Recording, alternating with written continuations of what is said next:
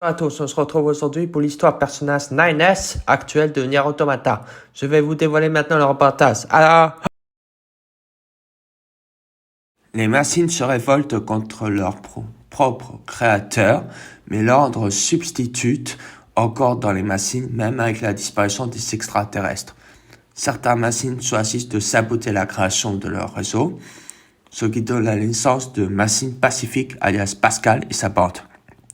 En 11 932. Création d'androïdes type Yora par l'armée de l'humanité. Le scientifique Zinnia est nommé chef supérieur de ces nouveaux types d'androïdes dans la 6e station orbitale qui a pour nom le Labo.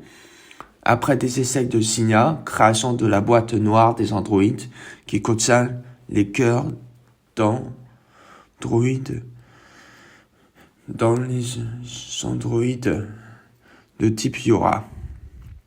Implantation du mensonge dans les androïdes, qui est aux fois obéissante à l'armée de l'humanité, le moral des troupes est gagné, la guerre augmente. Création d'une fausse rumeur par Zinnia que l'humanité est toujours présente et qu'elle se trouve sur la Lune. Installation d'un nouveau serveur de communication sur la Lune, en plus de celle qui existe. Création du concept de l'humanité par Zinnia, afin de mettre en avant les humains. Cela fait du coup donner de l'espoir aux androïdes qui combattent. Tout fonctionne bien, mais l'androïde Nanes se rebelle contre son créateur quand il remarque que sa boîte noire est conçue grâce à des noyaux issus des machines. Il a une vengeance terrible contre son créateur. Il crée une porte dérobée qui est une fonction inconnue qui sert à infiltrer dans le réseau afin de retourner l'usage. La porte dérobée donne accès aux machines de pouvoir prendre connaissance aux informations de l'humanité et de la base Yora, qui du coup à chaque fois que les machines détruisent le schéma des androïdes de type Yora, seront créés. Afin de créer un nouveau système pour confronter les androïdes aux mensonges donnés par Zinnia, ce mensonge est que l'humanité est en vie et de faire perdurer une guerre entre les machines et les androïdes. Les machines détruisent les androïdes de type Yora. Les androïdes sont créés et condamnés à mourir dès leur création. Peu de temps après, Nanes tue Zinnia et déclenche un incendie dans le laboratoire comme une revanche contre Zinnia. Nanes est tuée par Eitu. Eitu n'arrive pas à sortir du laboratoire. Elle finit par mourir. On retrouve du coup dans l'incendie Zinnia, Nanes et Eitu décédés. Une fois l'auto-sabotage des machines fini, le réseau déclenche une auto-réparation grâce aux portes dérobées de Nanes. Le réseau se refait grâce aux souvenirs et aux données humaines que les machines ont eu accès sur le serveur qui est l'ancien monde, comme les informations du projet Gestalt, et plus particulièrement le Gestalt original. Grâce à la liaison, le réseau se transforme en un méta-réseau pour faire renaître l'ego numéro 2. Elles prennent la forme de billets en rouge concernant le réseau. Les androïdes peuvent accéder à l'histoire humaine et copie tout en reproduisant sans faire les essais des humains, c'est-à-dire la démocratie, la monarchie, l'administration, etc., sauf le combat, bien sûr. En 11 942, création de l'androïde Nanes avec les mêmes mouvements et attitudes, mais avec de nouveaux souvenirs, il ne se rappelle plus de ce qu'il a fait avant. On retrouve Nanes qui montre comment les machines peuvent sauver d'autres machines. Nanes observe le commencement de la bataille et on peut voir très bien son étonnement quand il s'aperçoit qu'il n'y a qu'une seule unité de combat qui fonce vers le Goliath. On enseigne ensuite par le message du célèbre opérateur 210. Après avoir reçu son ordre de mission de soutien, on le voit aller dans son unité mobile de vol et partir au combat. On reprend tout de suite après avec Tubi qui enseigne toutes les machines.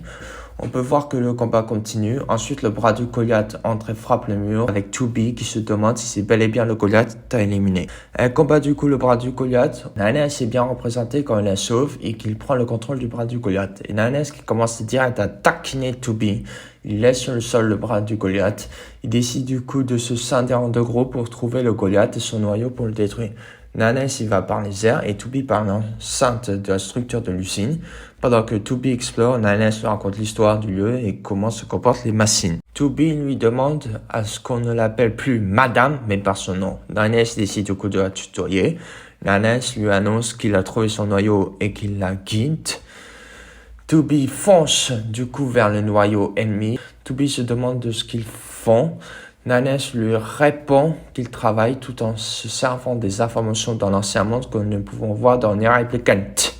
Il lui annonce en étant étonné qu'il a trouvé son noyau mais pas le Goliath.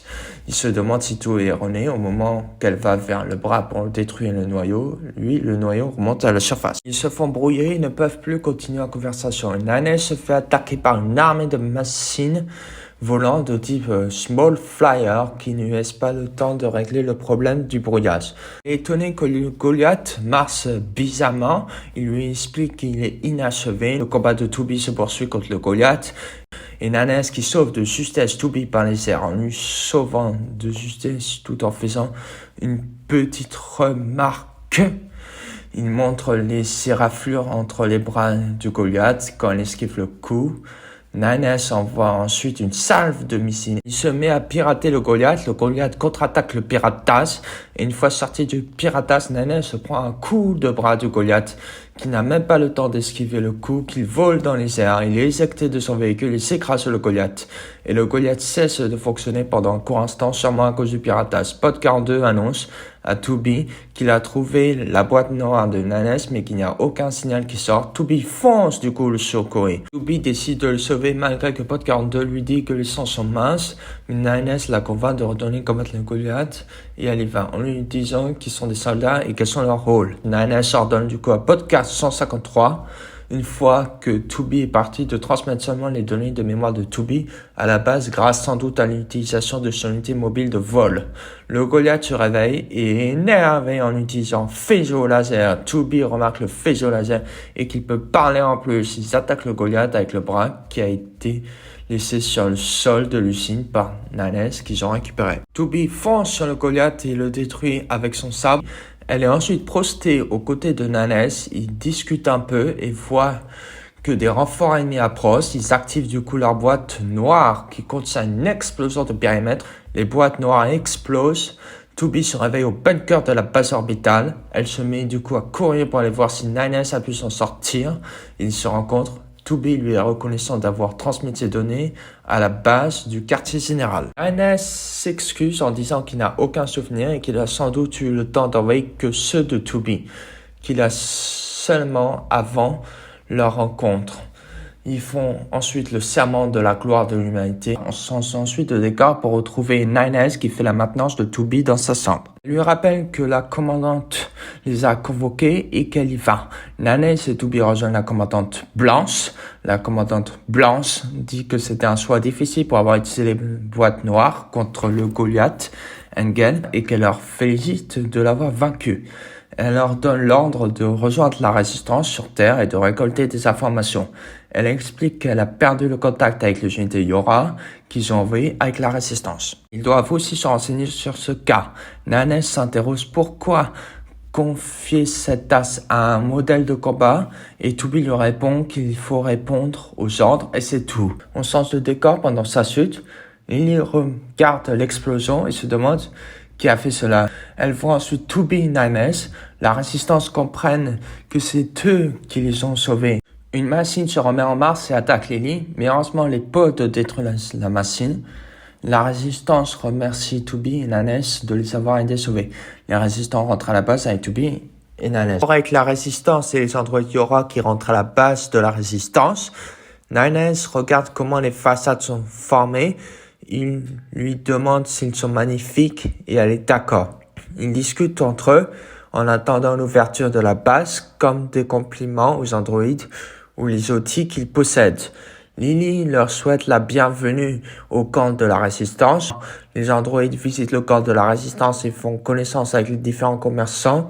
Ils remarquent qu'il y a différents types de commerçants. On demande à Nanes ce que contient son sac, mais il nie la question en disant que c'est un secret.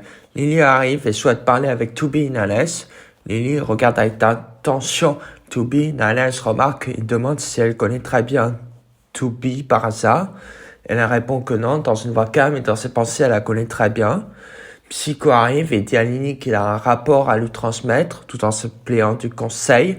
Lily présente à Psycho Toby et Nanes du conseil de l'humanité comme renfort. On remarque Psycho qui s'exclame de joie quand elle entend parler de Yora. Sa joie est super bien représentée, que nous avons l'impression qu'elle veut les avoir comme jouets pour elle toute seule. On passe ensuite au commandant Blanc qui rappelle qu'elle a envoyé les 2 androïdes juste pour savoir ce qui s'est passé avec l'androïde intermédiaire. Et la résistance est très utile comme l'heure pour cela. Et comme il n'a pas obtenu ce qu'il voulait, il se met à bouder. On voit très bien comment il n'est pas content. Psycho fait ensuite son rapport et dit que des machines agressives ont été détectées dans le désert et trouve cela louche, qu'il y en a beaucoup au même endroit. Ernest leur dit que le Conseil de l'Humanité leur a demandé d'enquêter dans le désert et a demandé à Lily si elle est d'accord qu'ils accompagnent Psycho. Lily hésite mais accepte que les androïdes accompagnent Psycho vers le désert. L'opérateur 60 leur donne la météo. Toby remarque qu'elle est un peu inquiète tout le temps. Nanness dit qu'elle est un peu coincée et pense dans sa tête que c'est ce qui fait son charme. Ils discutent pendant le tracé en camion. On arrive devant le passage d'entrée du désert. Nanness se demande pourquoi on s'arrête et Psycho fait exploser la porte. Il accélère avec le véhicule qui fait tomber Nanness à l'arrière et les potes n'arrivent pas à les rattraper. On remarque que c'est un type qui aime beaucoup jouer avec la vitesse puisqu'il n'a pas attendu un instant. Psycho explique l'évolution des machines sur Terre et Nanness voit qu'il n'y a pas cela dans les rapports et que les machines ne font qu'imiter les androïdes. Il les remercie d'être venus en renfort, mais Nanness s'excuse. Au moment où il allait dire la véritable raison de leur venue, ils se font attaquer par des machines qui sont équipé de masques. Nanness décide de pirater le gros et Toby prend la décision d'attaquer la machine de taille normale. Nanness entre dans le piratage. Il trouve absurde que les machines demandent à être épargnées tout en attaquant et que c'est contradictoire. Il analyse les machines qui répètent les mêmes mots et le niveau de sécurité dans le piratage est toujours pareil. Il arrive devant une porte, il voit que c'est numéroté, mais il ouvre quand même. Il ouvre la porte et traverse et arrive sur une falaise dans un environnement de désert avec des maisons pas droites et différentes les unes aux autres et les rues ressemblent à un labyrinthe. Avec tout à gauche des personnes avec des déguisements de masques et de costumes, accompagnés des magnifiques banderoles oranges, que ces personnes sont heureuses et sentent 1, 2, 3, 4 et 5. Tout en répétant plusieurs fois, ils lancent en même temps des confettis. Nanness remarque cet environnement avec étonnement. Nanness se pose la question d'où viennent toutes ces informations qu'il voit. Il analyse du coup, il voit qu'il a atterri trop loin et remarque que c'est intéressant que les machines contiennent cela dans leur stockage de mémoire. On retrouve la machine juste à côté de lui qui sautille en disant sans arrêt « Loi 904 Loi 904 !» Nanness y va et tue la machine dans l'enceinte du piratage. Il revient à lui avec toutes les machines qui viennent de se détruire. Nanness se demande ce que c'était ce qu'il a assisté et prend la décision qu'il faudra qu'il prenne connaissance de ces informations. On remarque bien ses traits de curieux dans les moindres détails. Toby lui demande si ça va aller et il lui répond que oui. Et il regarde Psycho qui est fasciné par tous les détails des machines. On remarque très bien ses gestes. Quand il essaie de tout ramasser, Psycho revient sur quelque chose. Il a compris qu'ils ne sont pas là en renfort, mais pour l'enquête que la résistance ne sert qu'à un leurre. Il termine par ne pas s'inquiéter car il ne dira rien aux autres et ils reprennent leur enquête. Ils arrivent dans des ruines d'immeubles. Ils explorent les ruines pendant que les potes racontent l'histoire de se passer des ruines. Opérateur 210 les rappelle pour leur rencontre habituelle, mais elle se fait brouiller. Les androïdes n'arrivent pas à trouver d'où vient ce brouillage. Ils arrivent sur un lieu qui est rempli de cadavres d'androïdes. Ils se demandent pourquoi est-ce qu'on les entasse au même endroit. Toby et Nanness retrouvent l'androïde intermédiaire parmi ce tas d'androïdes et qu'apparemment elle a été abattue. Ils se demandent ce qui s'est passé mais sans réponse. Ils tombent sur des machines entassées les uns sur les autres et ils se demandent si cela est un cimetière. On voit que Nanness est perplexe sur son visage. Toby et Nanness sont séparés de Psycho durant le séisme. Les 2 androïdes sont emportés vers le fond et ils sont sauvés par leurs potes. Ils remarquent une cavité souterraine géante et que les piliers sont composés de machines. On voit très bien assemblé dans les moindres détails comme s'ils se sont ficelés par une toile d'araignée. Nanes décide de détruire les machines qui sont présentes parmi eux. On voit que les machines se mettent à courir, puis monter sur les parois pour former une grosse gigantesque boule suspendue. Ils font tomber de cette boule une machine qui a la forme d'un humain et qui tombe juste devant Nanes et Tubi. Les androïdes remarquent que c'est un androïde supérieur qui n'arrête pas d'évoluer. Ils attaquent la machine tous les deux. Ils finissent par blesser très gravement la machine, mais ils voient que c'est une machine identique à celle gravement blessée qui sort des centres de la machine blessée. On remarque que cette machine ressemble trait pour trait à la machine blessée. Cette machine a l'air plus en colère. La machine fait fondre la cavité. Il s'en va. Tubi et Nanes sont obligés eux aussi de partir pour éviter de se retrouver effondrés. Dans le camp de la résistance, dans un bel ensoleillement. Le décor change de scène pour aller dans la tente du commandant de la résistance avec Lily, Tubi, Nanes et Psycho qui sont présents. Psycho dépose un plateau de verre d'eau et propose de l'eau à Tubi et Nanes. On peut remarquer son enthousiasme sur les traits de visage de Psycho. Tubi et Nanes, déconcertés, déclinent les verres d'eau et Psycho est du coup malheureux. Et Nanes explique que les nouvelles versions de Yora ont un réservoir d'eau implanté en eux, ce qui fait du coup étonner Psycho. Psycho devient tout d'un coup curieux et se met à trifouiller leur corps afin de trouver leur réservoir d'eau. Il les examine particulièrement. Lily trouve cela pénible et demande à Psycho d'arrêter. Elle demande ensuite à Tubi de faire le rapport. Tubi lui raconte du coup leur aventure dans le désert avec Psycho. Lily écoute calmement. En entendant cela, Psycho s'exclame de joie en sautillant, tout en disant qu'il voulait voir aussi ces deux machines évoluer. Tubi et Nanes expliquent comment se comportaient les machines. Psycho remarque que les machines ont beaucoup sensé et il envisage même de commercer avec eux. Lily n'est pas d'accord de s'entendre avec les machines, mais Psycho dit qu'ils peuvent mettre en place une trêve avec les machines. Nanes fait remarquer que le combat des androïdes n'aurait aucun sens si une trêve est mise en place. Il fait rappeler que leur mission est de détruire les machines et de récupérer la Terre. Psycho demande à Nanes comment ils comptent cesser le combat et Nanes répond jusqu'à qu'ils ont exterminé les machines. On remarque sur son visage qu'il est vraiment déterminé. Lily et Psycho remarquent que Nanes et Tubi sont comme les autres androïdes Yora, ils s'en vont. Plus tard, Nanes se demande comment les machines ont été créées et Tubi dit que cela ne sert à rien de penser à cela. On retourne dans les immeubles abandonnés. Tubi et Nanes sont sur un toit en train de se reposer. Nanes trouve que c'est marrant que les humains passent leur temps à dormir. Des missiles quittent le sol pour aller vers le ciel. Et Tubi demande ce que c'est. Nanes explique que c'est un convoi de matières premières à décision du bunker et de la base lunaire humaine. Il fait rappeler qu'il n'y a pas de matériel de carburant là-haut et qu'il faut les réapprovisionner. Tubi comprend. Il regarde les convois et Tubi demande pourquoi les machines et les extraterrestres n'attaquent pas directement le bunker.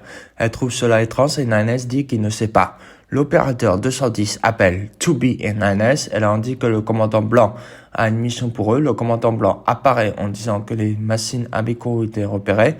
Les androïdes normalement chargés de la mission ont disparu. En laissant un message mystérieux, on entend une voix inconnue qui dit « Oh, quelle pièce magnifique !» Tubi et Nanes se demandent ce que c'est. Le commandant blanc dit que comme sa boîte noire émet toujours des signaux, les androïdes de la salle de commandement pensent que les androïdes sont toujours en vie, qu'il leur envoie la localisation du message. Elle demande d'enquêter sur l'incident. Elle finit en disant qu'il continue d'enquêter sur les deux machines évoluées qui sont croisées dans le désert, qu'il les contacte s'il y a du nouveau. Et la retransmission se termine. Tubi et Nanes trouvent cela dramatique et partent enquêter. Durant le chemin, Nanes fait mention que la résistance et le conseil de Yora ne s'entendaient pas bien dans le passé. Demande s'ils savent quelque chose et Bot 153 répond que cela a été classifié. Nanes se demande alors pourquoi on doit rassembler autant à l'humanité. Nanes n'arrête pas de parler et Tubi lui donne comme ordre de se taire. Ils arrivent alors dans un parc d'attractions, ils se promènent et voient tout à coup une parade de machines costumées qui viennent dans leur direction. Ils jettent des confettis en disant qu'il ne faut que s'amuser. Tubi et Nanes sont déconcertés par tout cela et se demandent ce qui se passe. Machine de type Small Flyer les rejoint et leur dit qu'une pièce amusante va commencer. Ils devinent qu'il parle de l'endroit où il y a eu le message vocal. Ils suivent du coup la machine. Ils arrivent dans une salle de théâtre et se demandent ce que c'est. La lumière s'allume et la pièce de théâtre commence. Ils regardent du coup la pièce de théâtre avec attention sans s'attaquer. Nanès se demande ce qu'ils font. Pod 153 dit qu'ils reproduisent la représentation de la vie humaine et Nanès trouve du coup cela déconcertant et continue de regarder la pièce de théâtre. Toutes les machines acteurs explosent sous leurs yeux. On voit du coup l'Opéra Singer ils se demandent ce qu'ils ont en face d'eux et Pod 42 répond que c'est une nouvelle unité puisqu'ils ne savent rien à ce propos. Ils se mettent du coup à l'attaquer. Il remarque que les attaques ne lui font rien. Nanès se lance alors dans le piratage. On voit alors deux machines, une grande et une normale. La normale lui dit qu'il faut du maquillage. Tubi et Nanès contre le piratage, mais Tubi n'a pas bien aimé le piratage. Tubi attaque plein vers son noyau de source salaire thermique. Il s'apprête à détruire le noyau, mais l'androïde, la machine la protège tout de suite, son noyau, et referme l'ouverture. Le combat continue avec les androïdes collés sur les croix qui tombent du ciel. Il remarque que l'Opéra Singer utilise leur reste pour attaquer comme des sortes de rayons laser. La machine a transformé les androïdes en armes vivantes. Tubi décide de la finir, mais échoue. Alors Nanès se lance dans un piratage. Dans le piratage, Nanès tombe dans un monde avec plein de portraits de la même machine, où elle essaie de se faire belle comme elle peut. Puis tout à coup, tous les portraits se transforment en une machine avec une robe rouge et qui lui demande « Est-ce que je suis belle ?» Ça fait un peu peur à Nanès. On remarque très bien sa peur et en plus c'est très bien interprété puisqu'il recule en arrière. Puis une tête de la machine géante apparaît sous ses pieds, ce qui le rend horrifié. On voit qu'il a tellement peur qu'il claque des dents. Il donne un coup d'épée dans le sol, la pièce se brise en morceaux. Et on peut voir des vers qui envahissent de partout la pièce. Nanès se retrouve dans un paysage mort, avec des brumes. Et en face de lui se trouve une machine géante qui porte un chapeau. Une machine en robe de mariée s'approche de lui. Il se met en garde avec étonnement puisqu'il ne s'attendait pas à cela. Il donne un coup d'épée dans la machine, ce qui la fait transformer en boue. Des bras de boue l'attrapent depuis le sol et l'entraînent vers le fond du sol. Il se réveille à ce qu'on voit dans une chambre comme une chambre d'hôtel, avec une machine qui fait quelque chose à une marionnette. Et tout autour se trouve plein de marionnettes. Il voit qu'il est collé au mur et il n'arrive pas à se libérer comme il peut. Il regarde la machine et on voit qu'elle cherche quelque chose parmi toutes ces machines marionnettes. La machine a tout d'un coup, le visage devient tout noir, ce qui fait très peur à Nanès puisqu'il va même jusqu'à fermer ses yeux. La machine essaie de lui tordre le bras, ce qui fait très mal à Nanès, mais la machine se fait absorber par une bouche géante qui sort de nulle part et l'avale. La grande bouche avale tout ce qu'il y a autour. Nanès se fait décrosser du mur et aspiré par la bouche. Puis on repasse dans la salle avec l'Opéra Singer. Le pote 42 est en train de dire à Tubi qu'elle n'est pas loin pour aspirer Nanès. Tubi fait alors une attaque de piratage d'urgence par Nanès. On revient dans la chambre où on voit Nanès qui se retient avec ses mains sur les dents de la bouche afin d'éviter d'être aspiré. Au moment qu'il lâche appui, Tubi arrive et vient le secourir en lui tenant le bras. La machine normale essaie de ressortir de la bouche en fonçant vers la sortie et Nanès détruit la machine avec une épée qui lui lance la figure. Dans le monde normal, l'Opéra Singer devient incontrôlable. Tubi fait ouvrir la protection du noyau et Pod 42 explose le noyau, ce qui fait exploser l'Opéra Singer. Et on voit un tout petit souvenir de l'Opéra Singer qui tend la main en direction de la grande machine avec le chapeau en disant « Je suis devenu belle ». Nanès et Tubi se retrouvent et Nanès remercie Tubi de l'avoir secouru. Il voit le noyau de la machine et remarque qu'elle est proche des cellules végétales. Nanès s'attendait pas à cela avec étonnement. Ils ont remarqué que cette machine avait des émotions. Deux machines arrivent. Nanès va dans leur direction et les explose. Et on finit avec Nanès qui dit à Tubi qu'il ne faut jamais hésiter avec les machines. On change de décor pour passer à un paysage avec de l'environnement en compagnie de rivières d'eau. On arrive sur un pont suspendu en bois où on voit Tubi et Nanès en train de porter chacun un bidon d'essence. Ils se promènent sur le pont quand tout d'un coup, Nines laisse le bidon d'essence sur le pont et on remarque très bien son mécontentement sur son visage en poussant un énorme sourire avec sa bouche.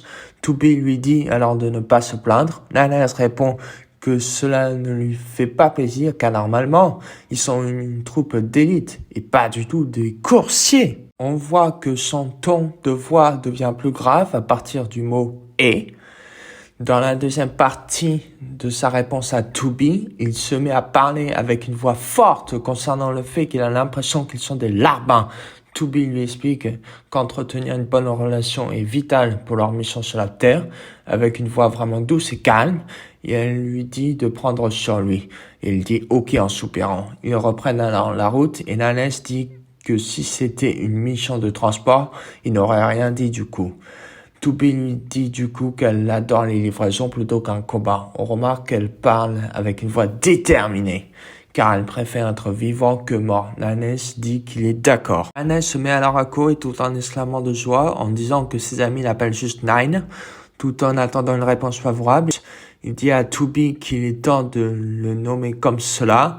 Nines insiste vraiment, puisqu'on voit qu'il fonce vers Toby. Toby lui répond que c'est trop tôt pour lui parler familièrement. Pod 42 leur rappelle que leur destination est proche. On voit alors un immense arbre derrière un soleil qui se reflète. Ils arrivent alors dans un bâtiment avec une verrière au-dessus de leur tête. Toby se demande ce que c'est, ce bâtiment, et Pod 42 répond que c'est un complexe de commerce utilisé par l'humanité, appelé aussi centre commercial. On vendait des produits divers et variés pour les usagers. Nines dit qu'il ne savait pas à propos de cela. Nines remarque un objet étrange et devient tout à coup comme psycho, tout en essayant de tout stocker dans sa sacoche. On voit qu'il gesticule de partout avec un air de curieux. Alors, Toby, avec un ton imposant, lui dit qu'ils sont en mission. Nines demande à Toby si cela ne l'intéresse pas par hasard, comment est le passé. Toby se met à partir sans l'attendre, comme si elle est agacée. Alors Nines se met à sa poursuite. Nines a rattrapé Toby et lui dit que c'est vraiment pratique d'avoir tant de soldats. Toby réplique que c'est inutile et ils discutent alors autour de cela. Nines dit que les soldats seront sauvages et qu'ils seront des jours paisibles. Toby montre alors une bouche d'étonnement, comme si elle n'avait pas réalisé en ne disant rien. Nines lui dit qu'il rêve de faire du shopping dans les centres commerciaux avec elle, qu'il achètera bien un t-shirt pour elle.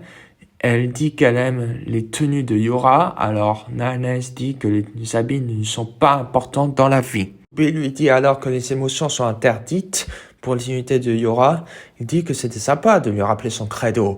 Les pods disent qu'il y a des formes de vie mécaniques devant eux et prennent alors les armes.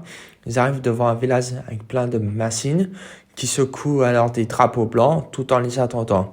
Ce village n'est autre que le village de Pascal. On voit que le village est là depuis un sacré bout de temps. Des machines sont présentes partout dans le village avec les drapeaux blancs. Toby et Nines sont déconcertés car ils ne s'attendent pas à cela. On voit alors Pascal qui s'approche d'eux en leur suppliant de baisser leurs armes.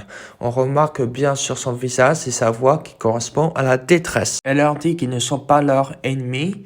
Ils leur disent de ne pas les tuer. Toby et Nines rangent du coup leurs armes. Toby lui demande si elle est Pascal. Pascal dit que c'est bien lui. Toby continue en disant que Lily leur a demandé de livrer cela. Pascal est alors surpris car il ne s'attend pas à cela. Et tout d'un coup, on a une scène de flashback. On voit Toby et Nines devant Lily. Et Nines qui se met à hurler en disant que si ce n'est pas une blague. Lily leur dit que ce sont bien des massifs, mais qu'ils ne sont pas hostiles et qu'ils font même du commerce ensemble. Elle dit qu'ils sont plus doués que la résistance pour les tâches minutieuses. Connaissance, la résistance cède l'huile et les minéraux. Elle explique que c'est une forme de commerce. Nines répète la phrase. Toby leur demande si ce n'est pas dangereux par hasard. Lily leur explique leur intention et qu'ils ne sont pas dangereux, mais qu'ils souhaitent la paix. Elle finit par aller voir par eux-mêmes, même s'ils ne la croient pas. Pascal se présente devant Toby et Nines tout en disant ses fonctions au sein du village. Pascal leur explique qu'ils ont une relation de très longue date avec la résistance, Pascal dit qu'il adore lire des livres et qu'ensuite son langage est venu de tout seul. Nanès se met alors avec attention à observer tous les livres présents. Nanès réplique qu'avec les livres, c'est facile de gagner la confiance de la résistance tout en croisant ses bras. Comme s'il n'est pas ravi de la situation, Pascal dit qu'elle comprend sa méfiance, que les androïdes et les machines s'affrontent depuis des lustres, et finit en disant que cet endroit rassemble ceux qui ont fui le combat. Elle dit cela avec émerveillement, tout en regardant le village. Pascal explique qu'ils ne sont pas connectés au réseau des formes de vie mécaniques, et qu'ils verront bien si Tubi et Nanès discute avec les autres machines et finit que seul le dialogue permet la compréhension mutuelle. Ils s'en vont et Nanès demande si Pascal connaît leur mission. Tubi dit que ses intentions sont un mystère et qu'ils peuvent aussi partir sur le sang. Nanès rappelle qu'ils ont comme mission parmi leurs missions d'enquêter sur les machines et que si elles sont massifiques, autant en profiter alors. Ils se promènent tout en observant le village. Une machine fille attrape les potes et dit qu'ils sont mignons tout en serrant contre elles. Elle leur demande s'ils ne sont pas par hasard des androïdes et qu'elle ne les a jamais vus ici. Les deux potes disent tout de suite de les libérer ou sinon qu'ils activent leur autodéfense. Tubi et Nanès interdisent leurs potes d'activer les autodéfenses. La machine demande s'ils peuvent enlever le casse-œil et Nanès dit que non. La machine leur demande pourquoi. Tubi explique que c'est dans le règlement des unités Yora.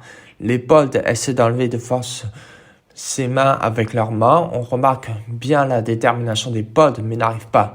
La sœur de la machine arrive. Elle dit à sa sœur qu'elle a cherché partout et qu'ils doivent aller dans la forêt. La petite sœur s'excuse.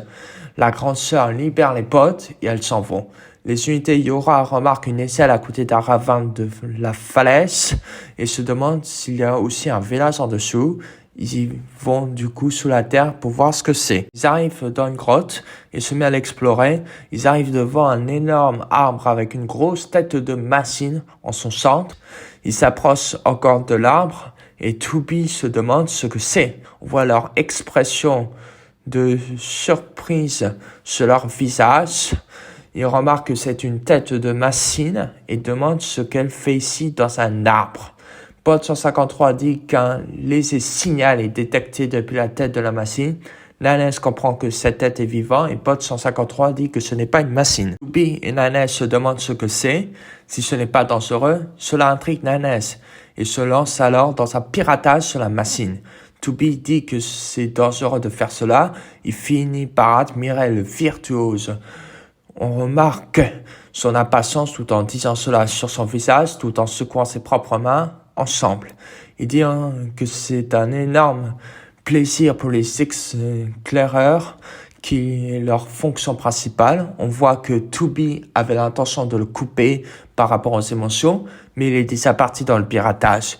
Il arrive dans un espace avec des cercles bleus qui forment entre eux comme des sortes d'illusions. Puis sur une grosse boule brillante avec plein de petits carrés autour de la boule, Nanès fonce vers cette grosse boule mystérieuse et dit que ce sont des données étranges, qu'il n'a jamais vu cela dans les piratages avec son étonnement. Il clique sur un des petits carrés, il voit alors plein de paysages comme le désert des ombres, le manoir de Shadowlord, alias le Gestalt original. Ensuite, la librairie du village.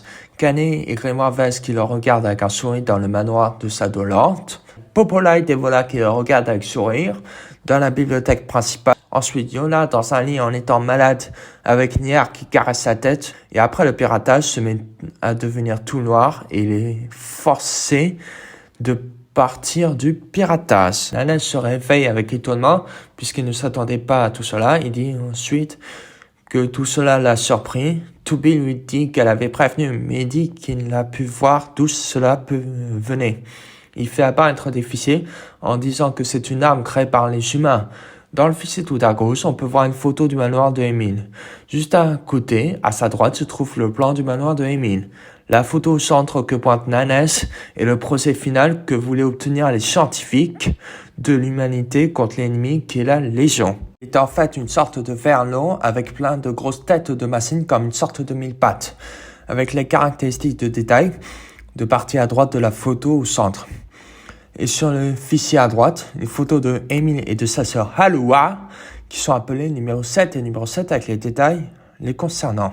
L'analyse change ensuite de photos sur le fichier au centre pour montrer en quoi est devenue la sœur de Emile après cette expérience avec les détails de l'observation sur la partie à droite du fichier au centre. Il demande si c'est vrai et Nalens répond que oui, mais c'était il y a des milliers d'années. Il se demande ce que fait la tête de Emile dans cet endroit particulier. Pascal arrive en disant que c'est l'esprit protecteur du village. Nalens est surpris qu'il vénère cette tête. Pascal explique que si elle a abandonné la lutte, c'est grâce à cette grosse tête.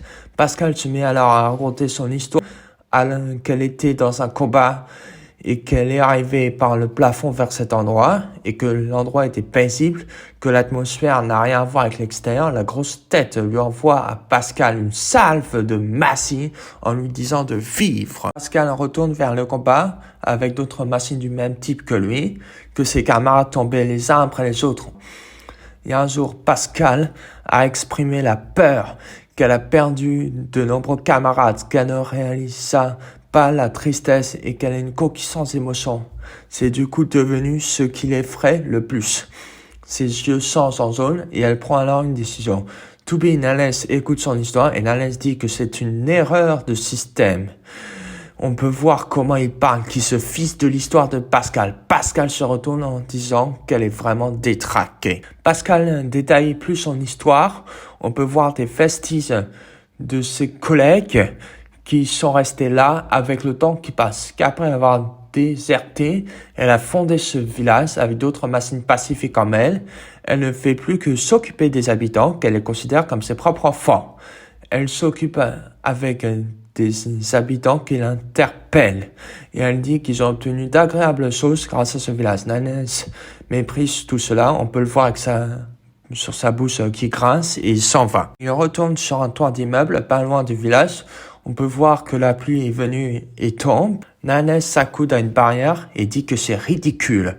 Les machines sont nées pour être des armes, nées pour se battre et tuer les androïdes Yora.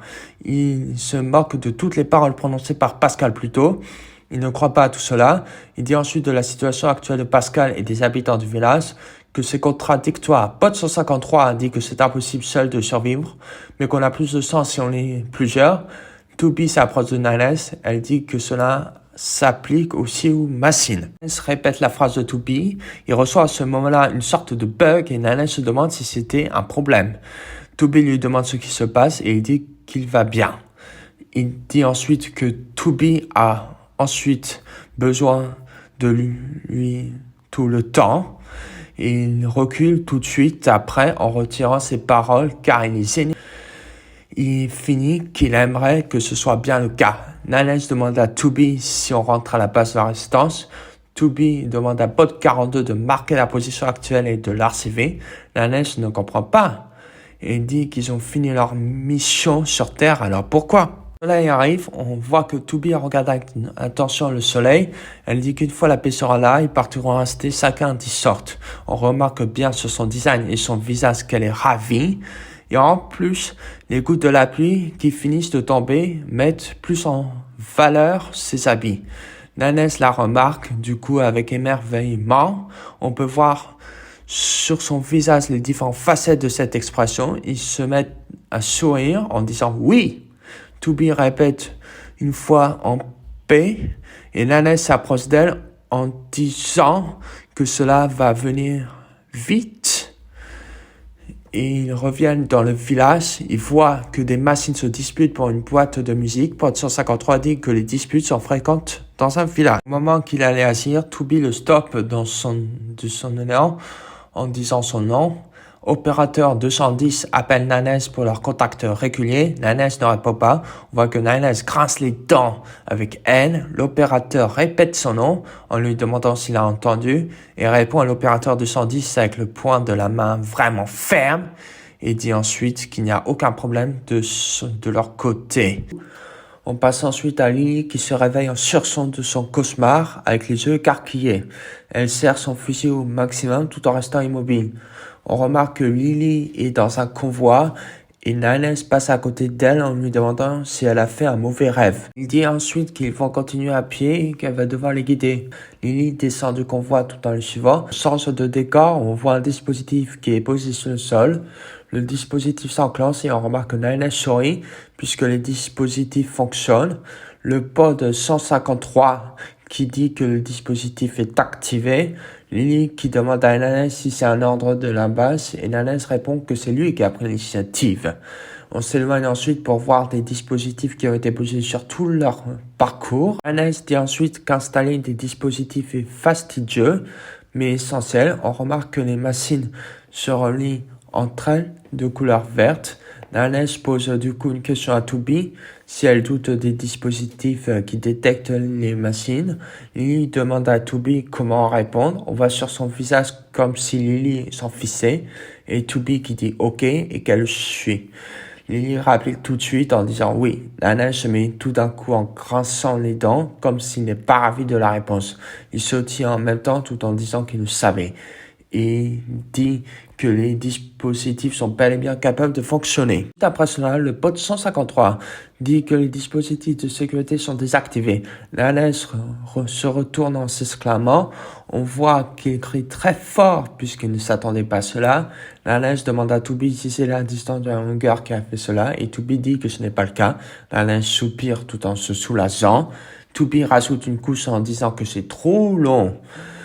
Avec un ton vraiment ferme, Niles comprend du coup. Niles demande à Pod 153 où est l'erreur. Pod 153 lui dit que c'est le dispositif de sécurité 2 qui a un problème.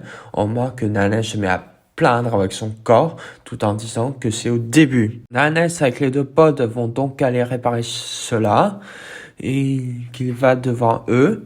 Toby et Lily se retrouvent tout seuls et le regardent partir, puis elles se regardent entre elles, mais Niles s'arrête et leur pose du coup une question, ce qui fait du coup de nouveau attirer l'attention de Toby et Lily.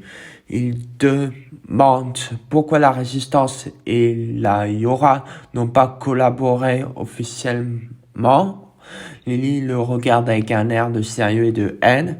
Elle continue de le regarder sans donner de réponse. Toby demande alors à Niles de continuer d'avancer. Niles dit OK et reprend sa route afin de partir avec les pods.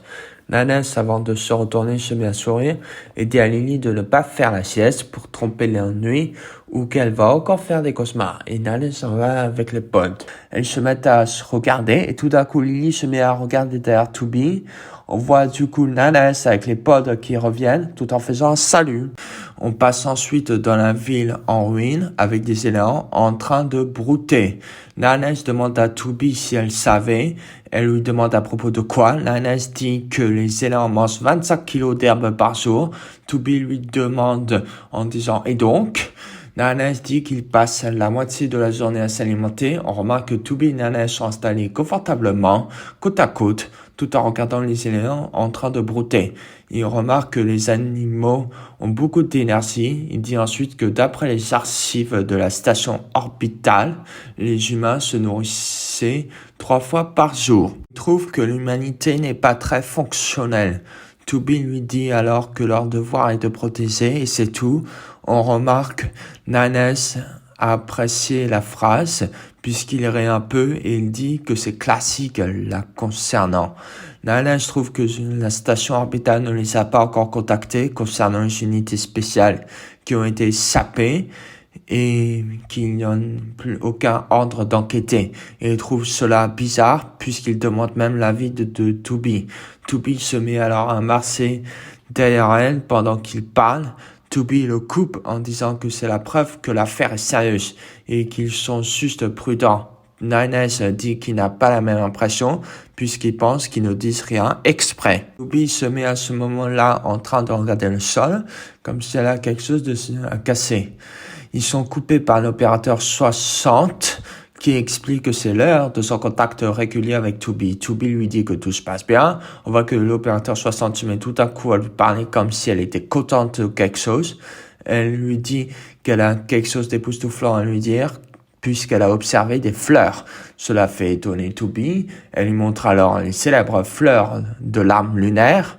Elle lui dit que si elle a une barrette de ces fleurs, ce serait parfait à son style tout en élevant la voix. Toby lui demande d'arrêter. Elle réplique en disant que toutes les femmes s'intéressent à la mode, comme si cela l'a amusé que Toby lui a demandé d'arrêter. Elle lui dit qu'elle la préviendrait si elle trouve d'autres choses mignonnes. Nana s'avance et lui dit qu'il a une question à lui poser. L'opérateur 60 lui donne la parole et lui demande s'il y a du nouveau sur les unités spéciales. Elle lui répond que cette information n'est pas de son ressort. On voit que c'est comme si elle s'excuse plusieurs fois. Elle dit ensuite qu'elle veut voir une larme lunaire pour de vrai. Elle demande de lui faire savoir s'ils en trouvent et elle coupe la communication. Nana dit qu'il y a vraiment quelque chose qui cloche. Toby remarque qu'il ne faut pas porter de barrette en mission, ce qui a failli tomber Nines à la reverse puisqu'il ne s'attendait pas à cela. Il se redresse et lui dit qu'elle a évité la question. Elle dit ensuite que les choses inutiles correspondent à la curiosité mal placée et que cela en fait partie. On voit que Nana soupire tout en baissant la tête. Il doit sûrement penser que Toby est insérable. Nana lui demande ce qu'elle empêche de mettre une barrette. Il dit ensuite qu'il veut voir cela tout en la scrutant de très près de bas vers le haut et il continue en disant qu'il faut l'appeler Nine. Toby lui dit que c'est trop tôt. Nana est du coup découragée en disant « Ah bon ?» On voit ensuite une machine qui court sur la prairie avec Pascal à sa poursuite. Toby dit qu'il faut y aller dans cette direction, ce qui fait étonner Nines. Toby et Nines décident d'aller voir Pascal et la machine. Pascal dit aux deux androïdes qu'ils tombent à pic. Il demande à Pascal ce qui s'est passé. Elle explique qu'ils ont perdu de vue un membre de leur tribu. La sœur de la machine disparue explique qu'elle est partie vers le royaume sylvestre afin de trouver des pièces de rechange. Pascal explique que des formes de vie mécaniques farouches et hostiles vivent là-bas. Elle explique que c'est un endroit dangereux. Il lui demande pourquoi elle est partie et Pascal explique qu'il lui faut une vieille pièce qu'on ne trouve que dans les ruines de la forêt. La machine supplie qu'on retrouve sa sœur.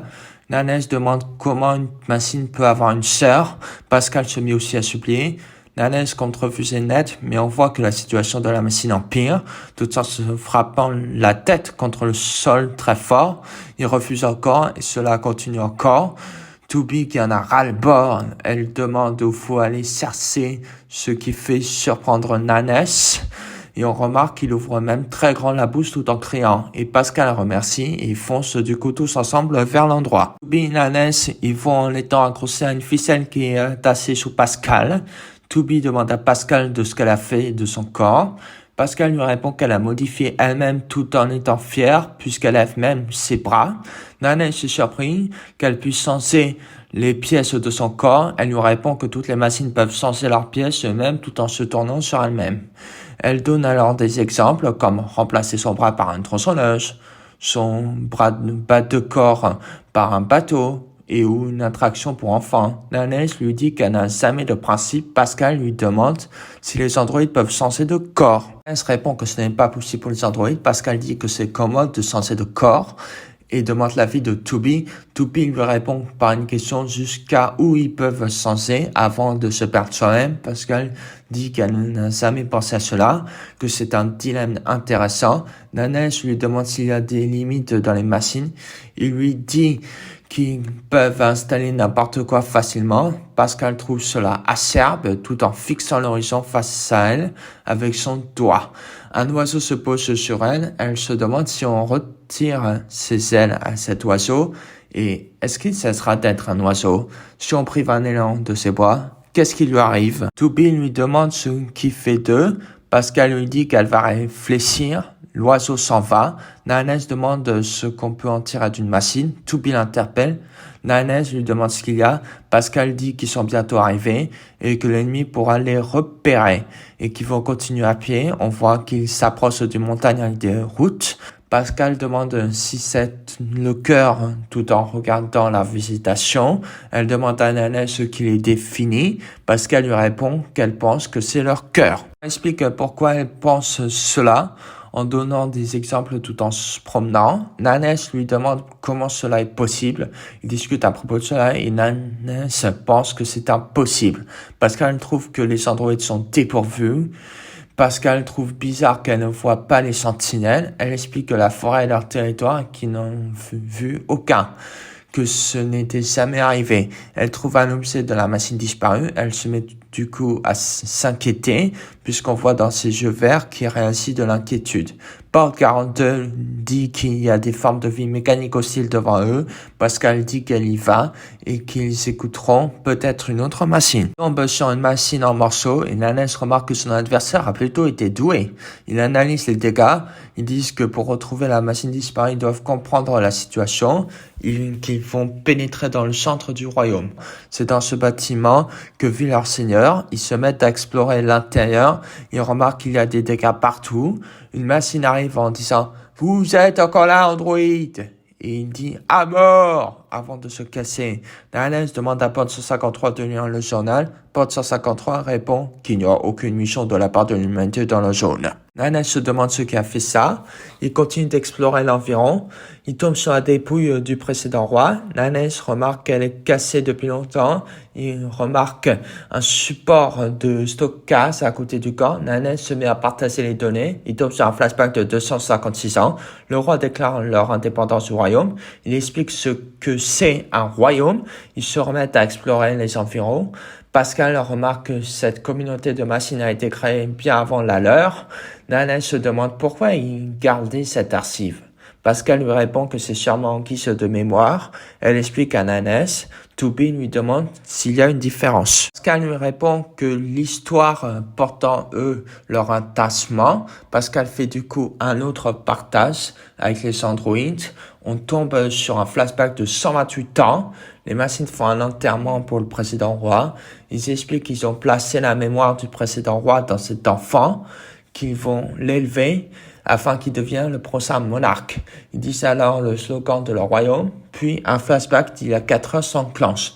Des machines se rassemblent autour du roi en disant que c'est l'anniversaire de sa mort et de la naissance du nouveau roi. Ils repèrent un intrus qui est entré dans le royaume. On voit la forme d'une femme avec une épée et ensuite cela se coupe. Elle s'est surpris d'entendre que c'était un intrus qui est responsable de tout cela. Elle explique qu'ils n'acceptent pas les étrangers. Ici, Toby leur donne de rester là et qu'ils vont poursuivre les recherches à eux deux. Pascal demande si elle peut les accompagner. Toby allait refuser, mais Nanès lui dit qu'il y a beaucoup d'imprévus. Il pense que c'est un piège. Pascal dit que ce n'est pas son intention. Nanès dit que si Pascal est de messe avec l'intrus, Toby dit que rien ne le prouve. Ils se remettent à la recherche de la machine disparue. Nanès dit qu'elle est vraiment trop gentille. On voit même que Nanès soupire. Le pont s'écroule. Nanès a failli tomber, mais sauvé par Pascal. Nanès demande de rechercher la forme de vie mécanique disparue.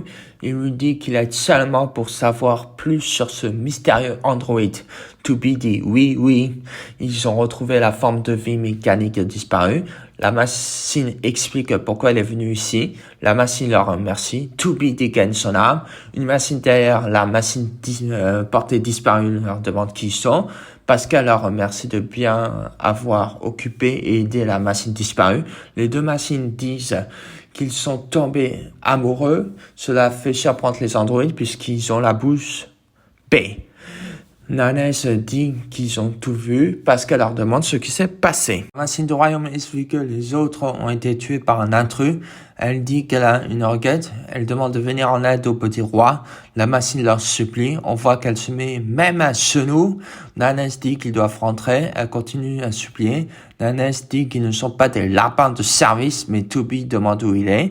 Nanès est surpris et dit donc son nom. La machine indique la localisation. Toby dit d'attendre ici et elle y va, ce qui fait sursauter Nanès tout en la regardant se diriger. Nanès se met du coup à la suivre. Les machines les regardent partir. Nanès lui dit que sa bonté la perdra.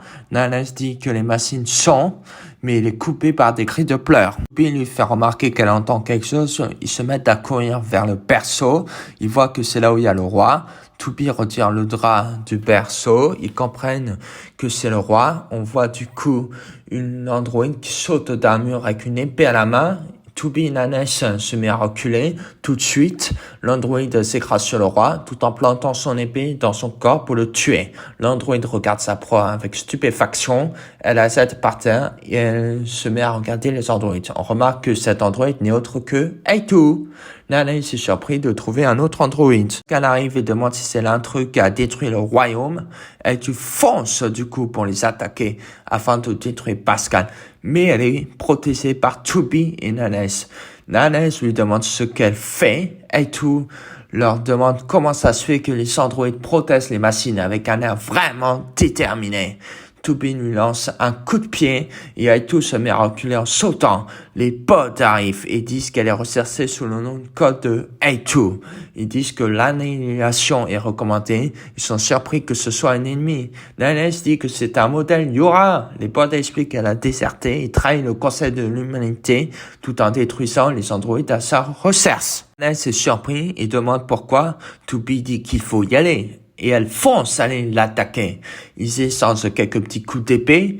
Ils se regardent fixement dans les yeux avec les épées qui se croisent. Aitu repousse Tubi et saute vers une fenêtre. Et Nana's demande pourquoi elle les a trahis. Aitu répond que c'est le conseil de l'humanité qui a trahi, pas elle. Et elle saute dans le ravin pour s'enfuir. Tubi et Nana's foncent vers la fenêtre. Une fois arrivés à la fenêtre, et voit qu'elle n'est plus là. Tout d'abord avec un paysage qui ressemble au lieu en ruine du royaume des machines. On entend la voix de Nana's qui dit qu'ils sont tombés sur Aitu, une androïde déserteuse. Il fait un rapport de la situation avec Aitu. Le commandant blanc voit qu'ils l'ont croisé. Elle leur explique tout ce qui s'est passé là concernant avec les meurtres d'androïdes. Nana's lui demande pourquoi elle a déserté. Avec ce qui s'est passé, on voit qu'il a un petit air de curieux. Elle lui répond direct que c'est classé secret. On voit que cela a fait surprendre Nana's. On leur dit ensuite la nouvelle mission assignée. On leur confie le rôle de la retrouver tout en l'assassinant. Nana se met à se rappeler des paroles de Aitu qui dit « C'est le conseil de l'humanité qui a trahi, pas moi ».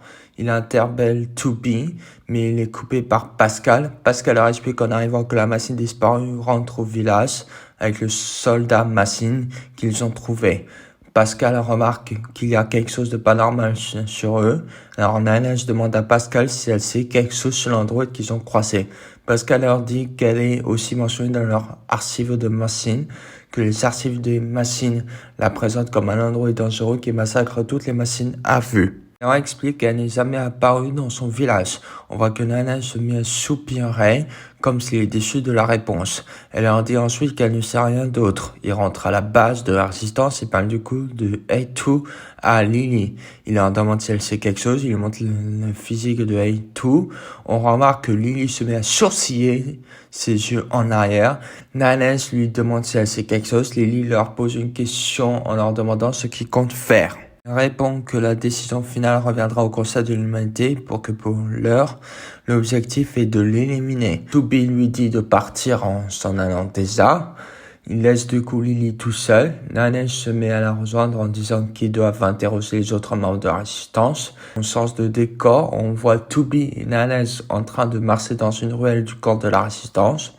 Nana demande à Tubi si elle sait qui pourra en savoir plus. Ils croisent sur le chemin Devola et Popola et commencent à discuter entre eux. Ils parlent du même sujet de discussion qu'ils ont fait avec Lily, mais cette fois-ci avec les jumelles. Elles répondent tout de suite qu'elles n'ont jamais vu, mais elles disent que Psycho devrait savoir quelque chose. Il leur donne sa localisation. Ils partent aller retrouver Psycho, mais juste avant de partir, mais Devola les prévient d'un ton sévère qui doivent être plus être amicaux avec eux. On nous présente ensuite la cité submergée. Il reste là immobile à fixer le paysage tout en étant émerveillé. Les potes expliquent comment cette ville s'est retrouvée dans cet état. Ils se mettent à se promener dans la ville. Nana demande à Tubi pourquoi Aitu continue de combattre les machines malgré sa désertion. Nana dit ensuite que c'est dans le passé. Il y a certes déjà eu des déserteurs, mais en principe il fuit le combat. Et on voit surtout sur son visage que la phrase prononcée par Aitu l'intrigue. Tubi lui dit que ce n'est pas à eux de réfléchir et qu'une grosse curiosité peut lui être fatale. Nana dit qu'elle a raison tout en partant devant elle. Il continue d'explorer la ville submergée. Il cherche Psycho, mais ont du mal à le localiser. Nanes se désespère tout en s'asseyant et dit qu'elle est introuvable. Ils se mettent à fixer la mer durant leur pause. Ils demandent à Toby si cela lui va, qu'ils font une pause mais n'obtiennent aucune réponse. On voit que l'ensoleillement se reflète bien sur l'eau. Nanes dit que tout le monde a disparu, à part les androïdes puisque c'est calme. Il demande à Toby comment c'est un monde en paix. Elle lui répond qu'elle n'en a jamais vu. Nanes se met du coup à regarder le sol. Nanes enlève ses habits et fonce vers la mer pour se baigner. Nanes explique que les humains aimaient se baigner. Il se met à s'amuser avec l'eau tout en essayant d'attraper des poissons. Il demande à Toby de le rejoindre. Toby l'appelle par son nom et lui dit d'arrêter de se baigner avec un ton sévère. Elle lui explique qu'il doit préserver son énergie pour la mission. Il répond qu'elle n'a pas tort et dit ensuite que les humains aimaient les choses inutiles.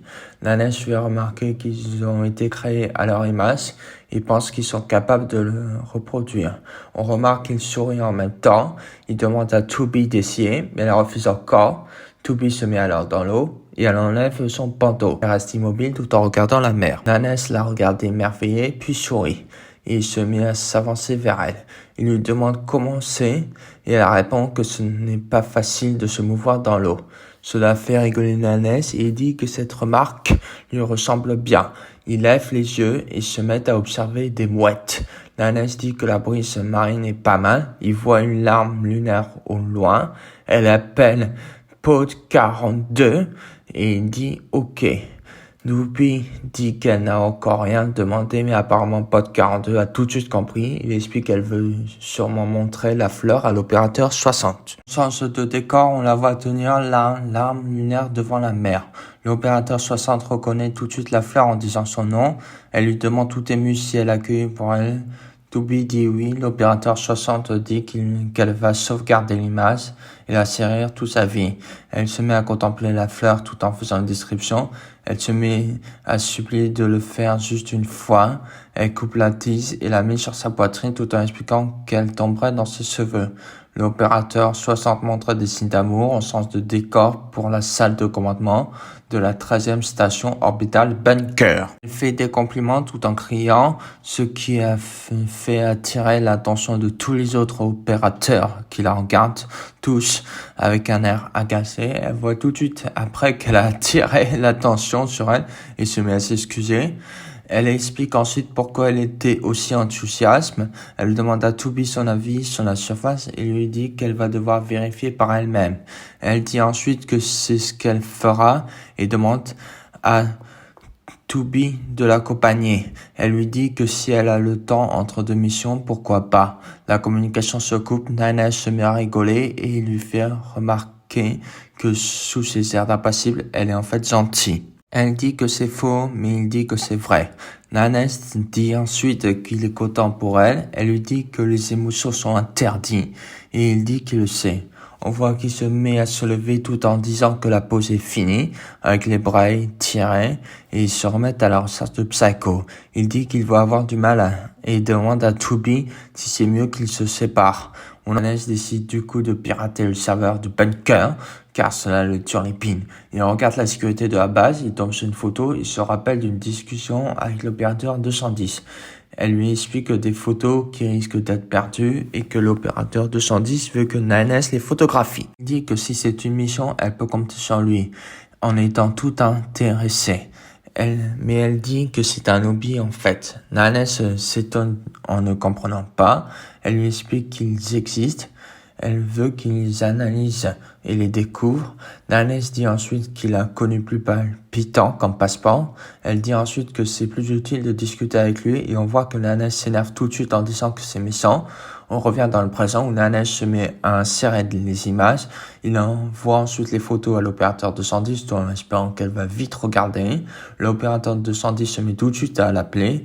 Elle dit qu'elle a bien reçu cette donnée. Elle lui demande son avis. L'opérateur 210 dit que c'est fascinant. Elle dit ensuite que les humains vivaient en famille d'après ces données. Il se met à se souvenir d'un moment qu'il a eu avec deux machines qui déclarent qu'ils vont être en famille. Il demande à l'opérateur 210 si elle est intéressée par les informations de la famille. Elle dit ensuite que d'après les photos, ce n'est pas un simple groupe, mais un ensemble d'individus dévoués les uns aux autres. Elle remercie pour la collecte et elle coupe la communication. Nanès lance le programme de surveillance via le terminal de l'opérateur 210. Il arrive du coup à se connecter au sein du bunker. Parmi les messages affichés, il tombe sur une discussion entre le commandant blanc et l'être suprême. Il se fait repérer par l'être suprême qu'on écoute leur conversation et le commandant blanc regarde derrière elle avec un air vraiment méchant. Et Nanès se fait tout de suite après déconnecter. On passe à la salle avec l'être suprême. Il dit au commandant blanc que quelqu'un a écouté leur conversation. Le commandant blanc dit OK et se met à penser qu'ils ont grillé sa présence tout en fronçant les sourcils. On retourne sur Terre avec Nanès qui se met à penser qu'il doute que c'est lui. Et ensuite que la surveillance satellite ne sert à rien de l'endroit où il est. Nanès efface toutes les preuves. Il voit une balle foncer dans sa direction. Puis Etu qui passe à côté des murs au loin. Nanès demande à Pod 153 de contacter 2B pour lui dire que Etu est peut-être là. Il demande de rétablir le contact coûte que coûte. Nanès entre dans une salle qu'il voit au loin et voit sur les murs des dessins de lui, de 2B, de Adam et de Ève. Il se demande pourquoi il y a cela ici. Il voit alors un dessin récent avec eux deux dans l'eau de la mer. Nanès se retrouve stupéfait par tout cela. Nanès demande à Pod 153 s'il a pu joindre 2B. Une ombre passe devant lui mais il n'a pas le temps de voir. Il décide de suivre l'ombre. Une ombre passe derrière lui. Il se retourne tout de suite, mais il ne voit rien. Il remet devant lui et quand il se remet face à lui, quelque chose a foncé sur lui. Quelqu'un qui essaie d'ouvrir une porte, avoir une voix qui dit encore un échec pour apercevoir Nanès dans un couloir blanc à côté d'une porte. Nanès qui se demande s'il y a une porte de sortie. Il se met à parler tout seul du coup, où il dit qu'il a falsifié ses données à la cité submergée, qu'il a ensuite suivi une personne qui avait une apparence de tout, que c'est après. Il est tombé dans une pièce remplie de dessins. Il dit ensuite que cela ne permet pas de comprendre le brouillage de la radio. Nanès continue en disant qu'il ne sait pas comment il s'est perdu dans cet espace de données. Il se pose ensuite la question si on ne l'a pas par hasard piégé. Un panneau et que tout est flou sur le panneau.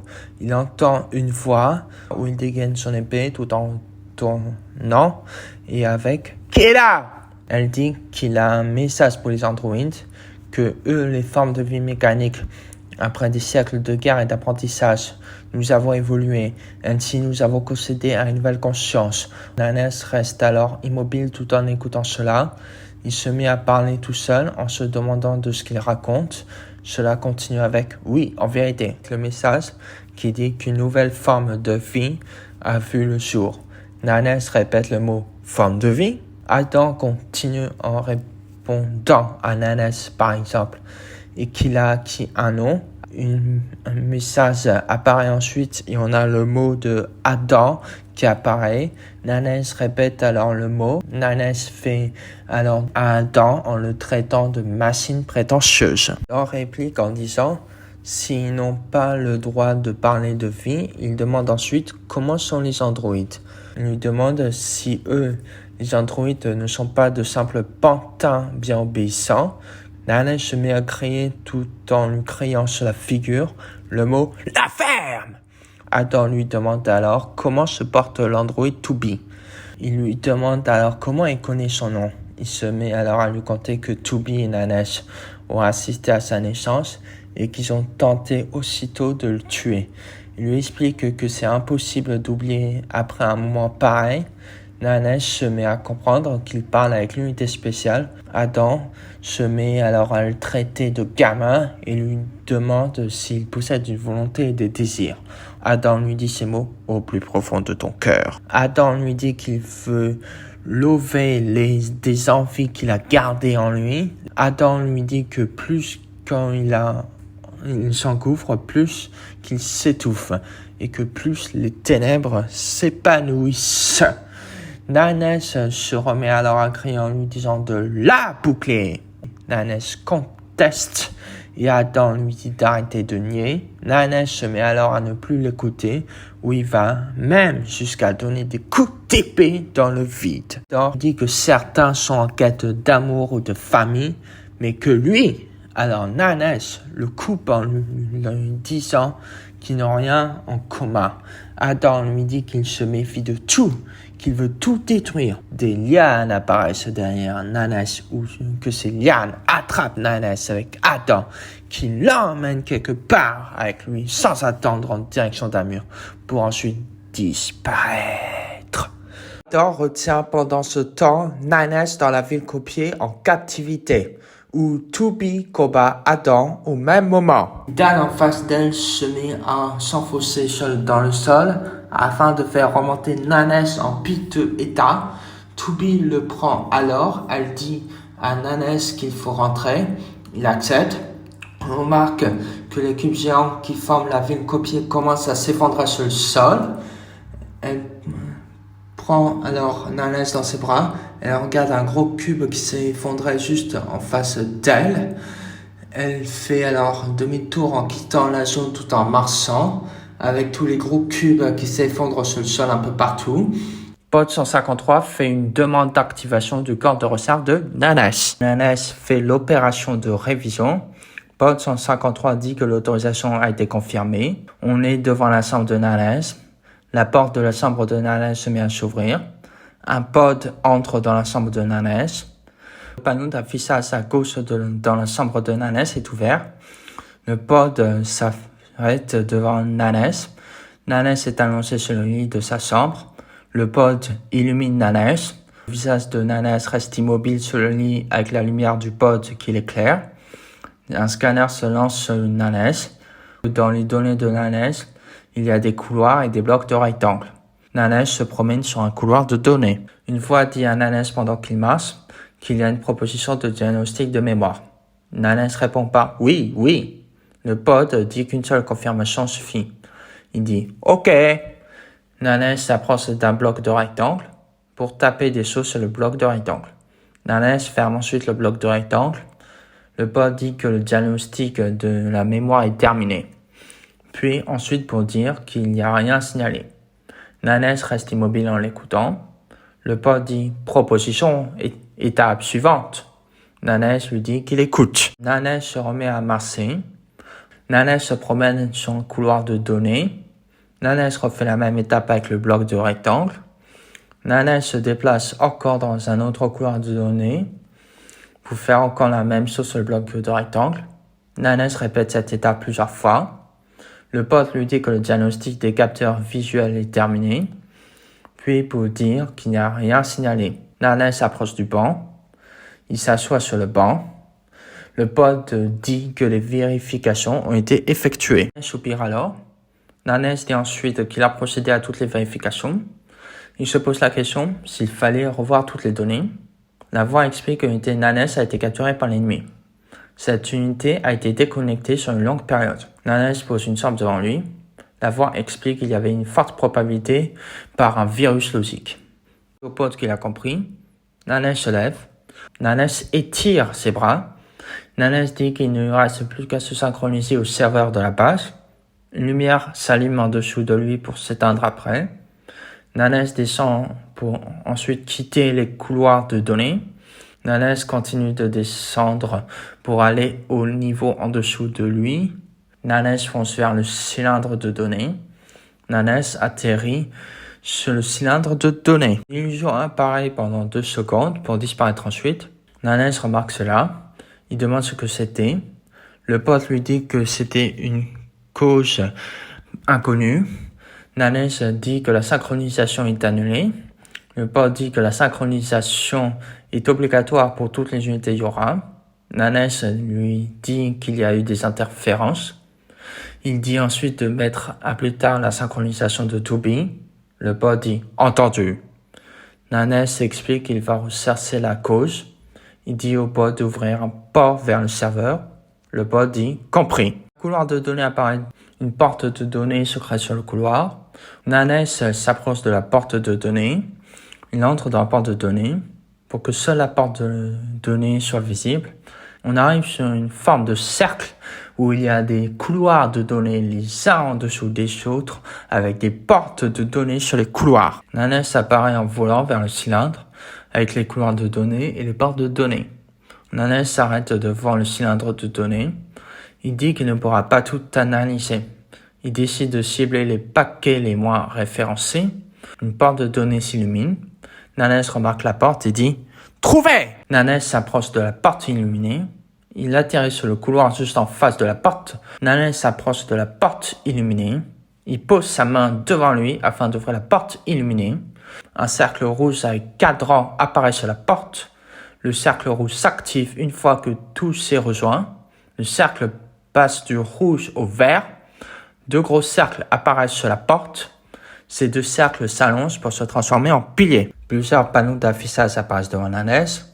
Le pod dit qu'il y a une détection au journal d'accès au serveur du Conseil de l'Humanité. Nanes dit que ce sont les affiches ainsi des matériaux envoyés au Conseil de l'Humanité. Il trouve cela bizarre. Nanes voit qu'il y a plein de contenus vides. Il se demande l'intérêt de faire un truc aussi inutile. Nanes clique alors sur un panneau d'affichage. Le message écrit « Danger » s'affiche devant Nanes. Il s'arrête alors. Le pod dit à Nanes qu'ils n'ont pas l'autorisation d'accéder aux données présentes devant Nanes. Nanes se met à ouvrir un clavier et tape quelque chose. Il dit en même temps qu'il est d'accord mais qu'il y a trop de données anormales. Nanes dit qu'il doit vérifier cela aussi, mais il s'arrête. Il retourne. Nanes regarde au-dessus de lui. Il y a 3 flèches blanches au-dessus de lui, pointées dans sa direction. Nanes dit que c'est une barrière offensive. Une attaque apparaît sur Nanes, et Nanes esquive l'attaque en courant sur la gauche. Les attaques le ratent. Nanes dans les airs avec les 3 flèches blanches de sa poursuite. Nanes vole dans les airs tout en esquivant les attaques que la barrière offensive lui envoie. Nanes dit que c'est une sacrée idée d'installer cela au sein du serveur. Nanes dit au pod de le déconnecter et de lancer l'unité corporelle de Nanes. Nanes ne reçoit pas de réponse du pod. Il appelle encore le pod et lui dit de lui répondre. Nanes comprend qu'il ne peut pas parler avec le pod. Un bloc de carré noir apparaît devant Nanes qui est en train de voler.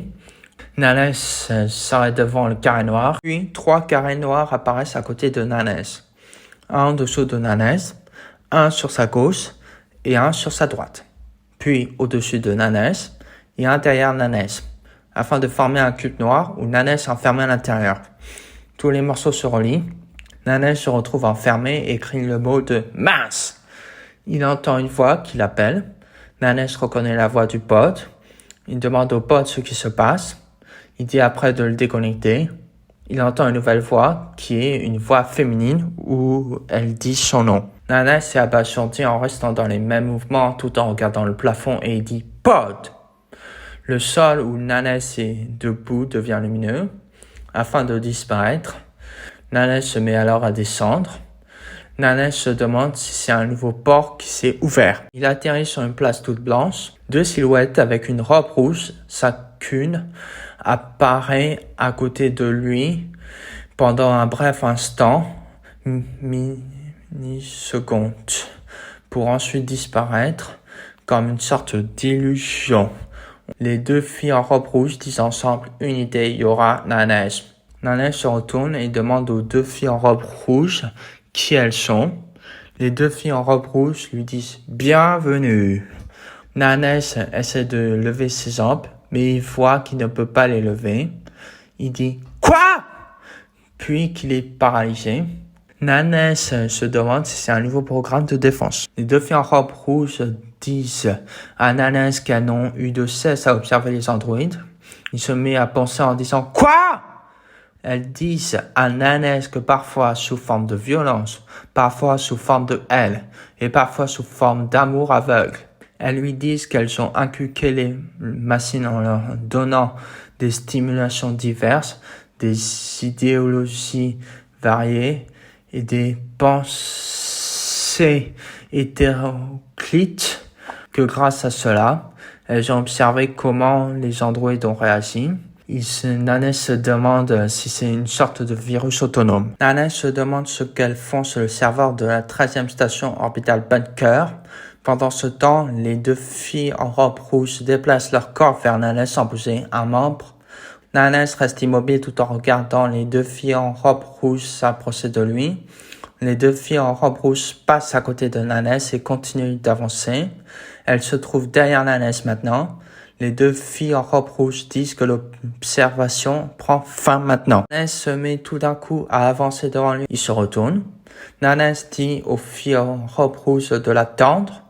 On remarque que les deux filles en robe rouge sont en train de disparaître. Elles continuent de disparaître sans écouter Nanes. Nanes demande aux deux filles en robe rouge de lui expliquer. La main de Nanes apparaît afin d'essayer de les attraper, mais les deux filles en robe rouge viennent de disparaître. La main de Nanes reste à l'endroit où étaient les deux filles en robe rouge. Ça se met à se pencher lui-même vers l'avant de Nanes, ce qui fait tomber Nanes. Nanes tombe dans l'eau du lac. Il se retrouve dans la profondeur de l'eau du lac. On essaie de bouger ses membres, mais il voit qu'il ne peut pas les bouger. Il dit qu'il est encore paralysé. On voit alors la surface du lac à travers les yeux de Nanes. On voit Nanes qui est en train de couler. Nanes se laisse couler. Une lumière éclaire le visage de Nanes. Nanes se dirige vers un sol de sable et voit qu'il y a un endroit de lumière sur le sol de sable. Nanes dit que c'est, mais il ne continue pas sa phrase. Nanes arrive sur l'endroit lumineux sur le sol de sable. Au moment où Nanes est proche de l'endroit lumineux, l'écran devient tout blanc. Au loin devant, une télévision qui flotte. La télévision se met à grisailler. Voix sortent de la télévision et qui dit qu'après une longue période de combat et d'aventure, le prophète parla. Nanes qui dit que c'est sa voix. Nanes se demande pourquoi il entend sa propre voix. Il entend la voix qui dit de lui accorder la miséricorde de la terre.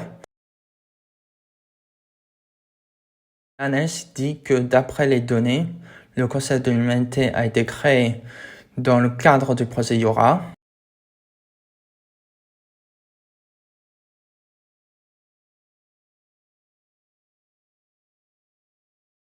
Elle se demande si ce n'est pas l'inverse.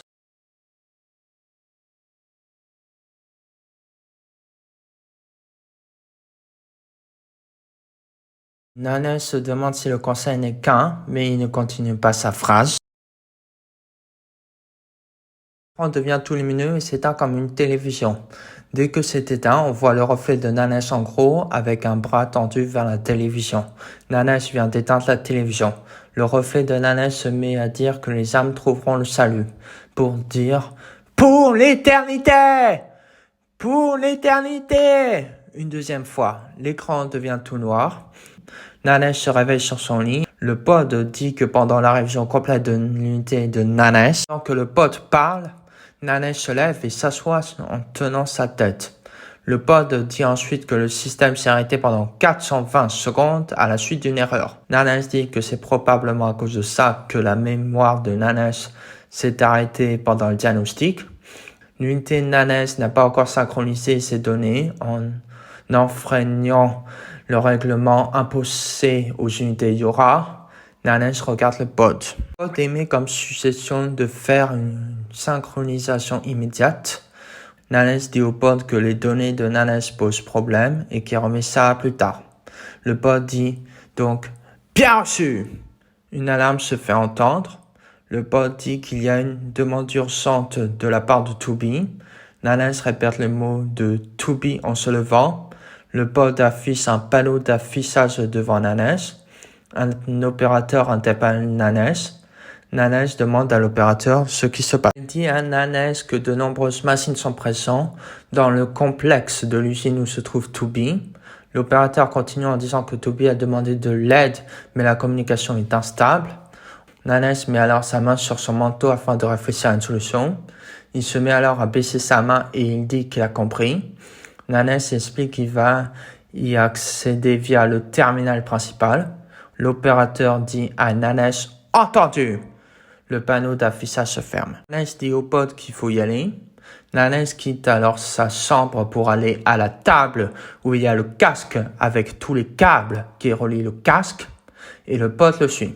La porte de l'ascenseur s'ouvre, Toby qui dégaine son sabre qui fonce sur quelque chose, mais une main de Machine l'arrête en disant « Attends, Toby, c'est moi, Nanes !»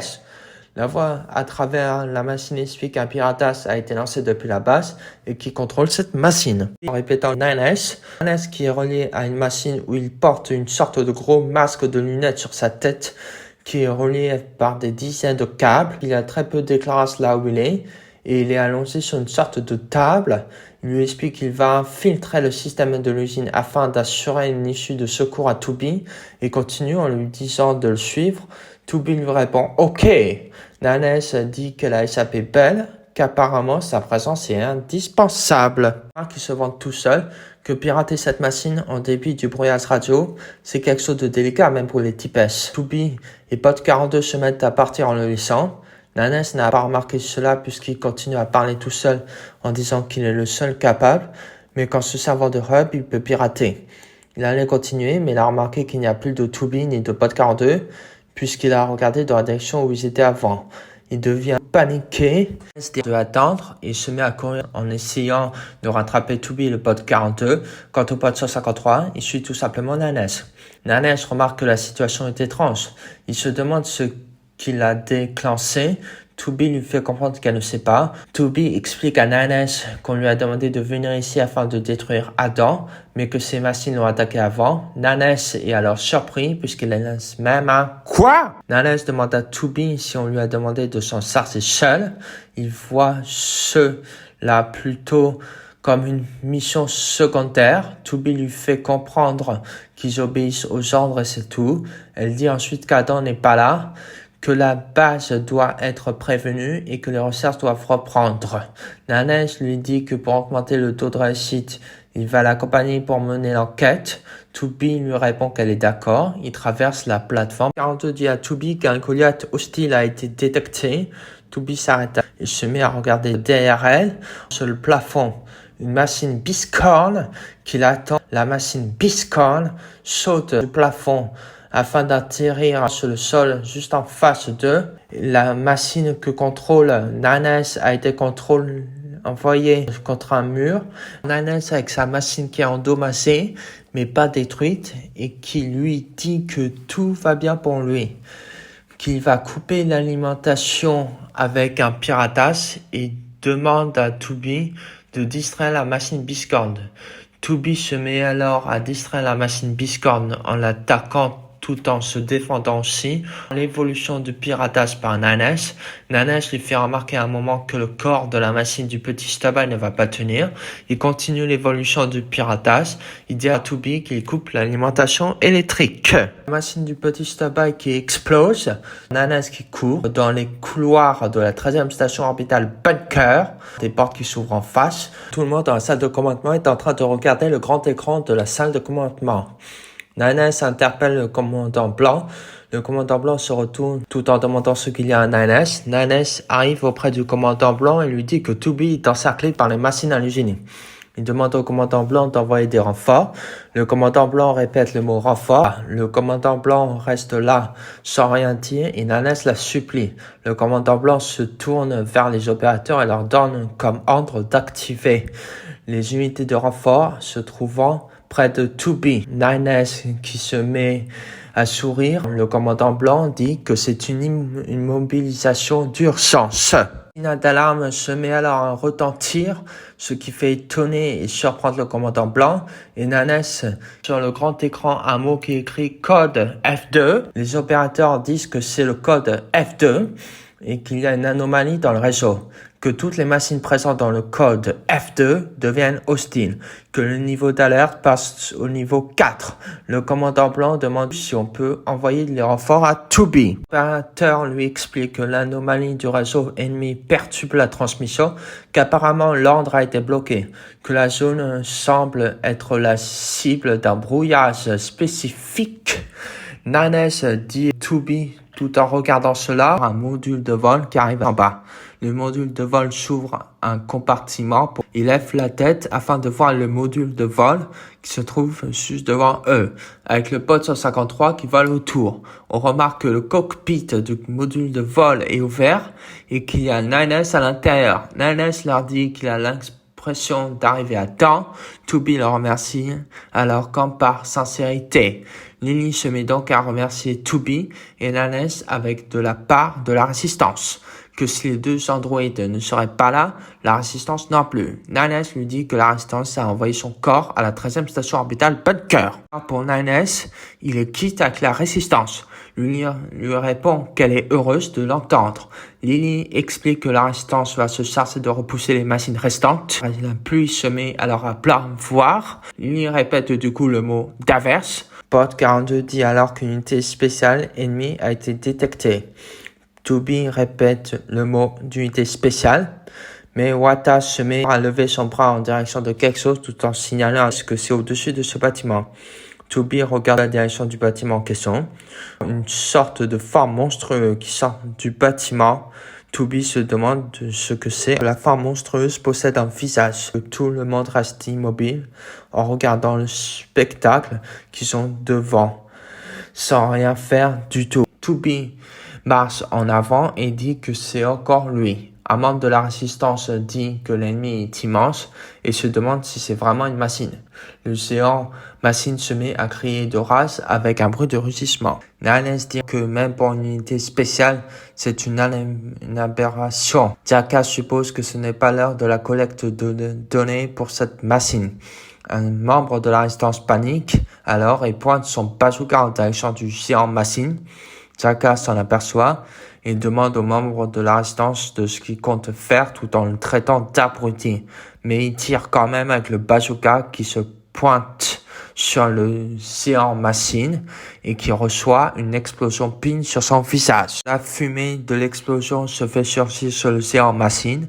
Le géant machine n'a pas aimé cela puisqu'il se met à reculer tout en lâchant un hurlement. Le géant machine se met alors à tomber en arrière vers le sol afin d'atterrir sur le sol, ce qui fait apparaître énormément de fumée là où son corps a atterri. Le membre de la résistance regarde le résultat et conclut que c'est de la camelote et que le géant machine les a bien eus. Puis regarde le membre de la résistance qui a tiré sur le géant machine. Puis Pod 42 s'exprime en disant qu'il y a une variation de masse détectée sur une unité spéciale. Toby tourne alors son visage en face d'elle et dit qu'elle a survécu. Une grosse explosion se fait entendre là où le corps a atterri avec de la fumée qui apparaît de nouveau. Le géant machine se déplace et détruit les immeubles en ruine qui se trouvent sur son chemin. Elle s'est transformée en quelque chose de vraiment horrifiant, de couleur noire avec une très grande large bouche de monstre et des yeux de couleur rouge. Elle pousse alors un hurlement strident dans le vide avec énormément de rage. Pod 42 conseille de faire une retraite immédiate. On voit alors tous les membres de la résistance qui observent cela avec un visage horrifié, abasourdi, étonné et surpris. Un membre de la résistance dit qu'il peut comprendre pour la fuite en regardant le géant machine, mais il se demande où est-ce qu'ils peuvent fuir. Nines regarde le géant machine et se demande si elle est en train d'évoluer sur le géant machine et Nines interpelle alors Toby en lui disant de regarder sur le front du géant machine afin d'apercevoir Adam qui a complètement fusionné avec la créature. Adam qui relève sa tête et qui ouvre ses yeux tout en regardant en face. Il lâche alors un « salut ». Il dit à Nines qui se retrouve de nouveau.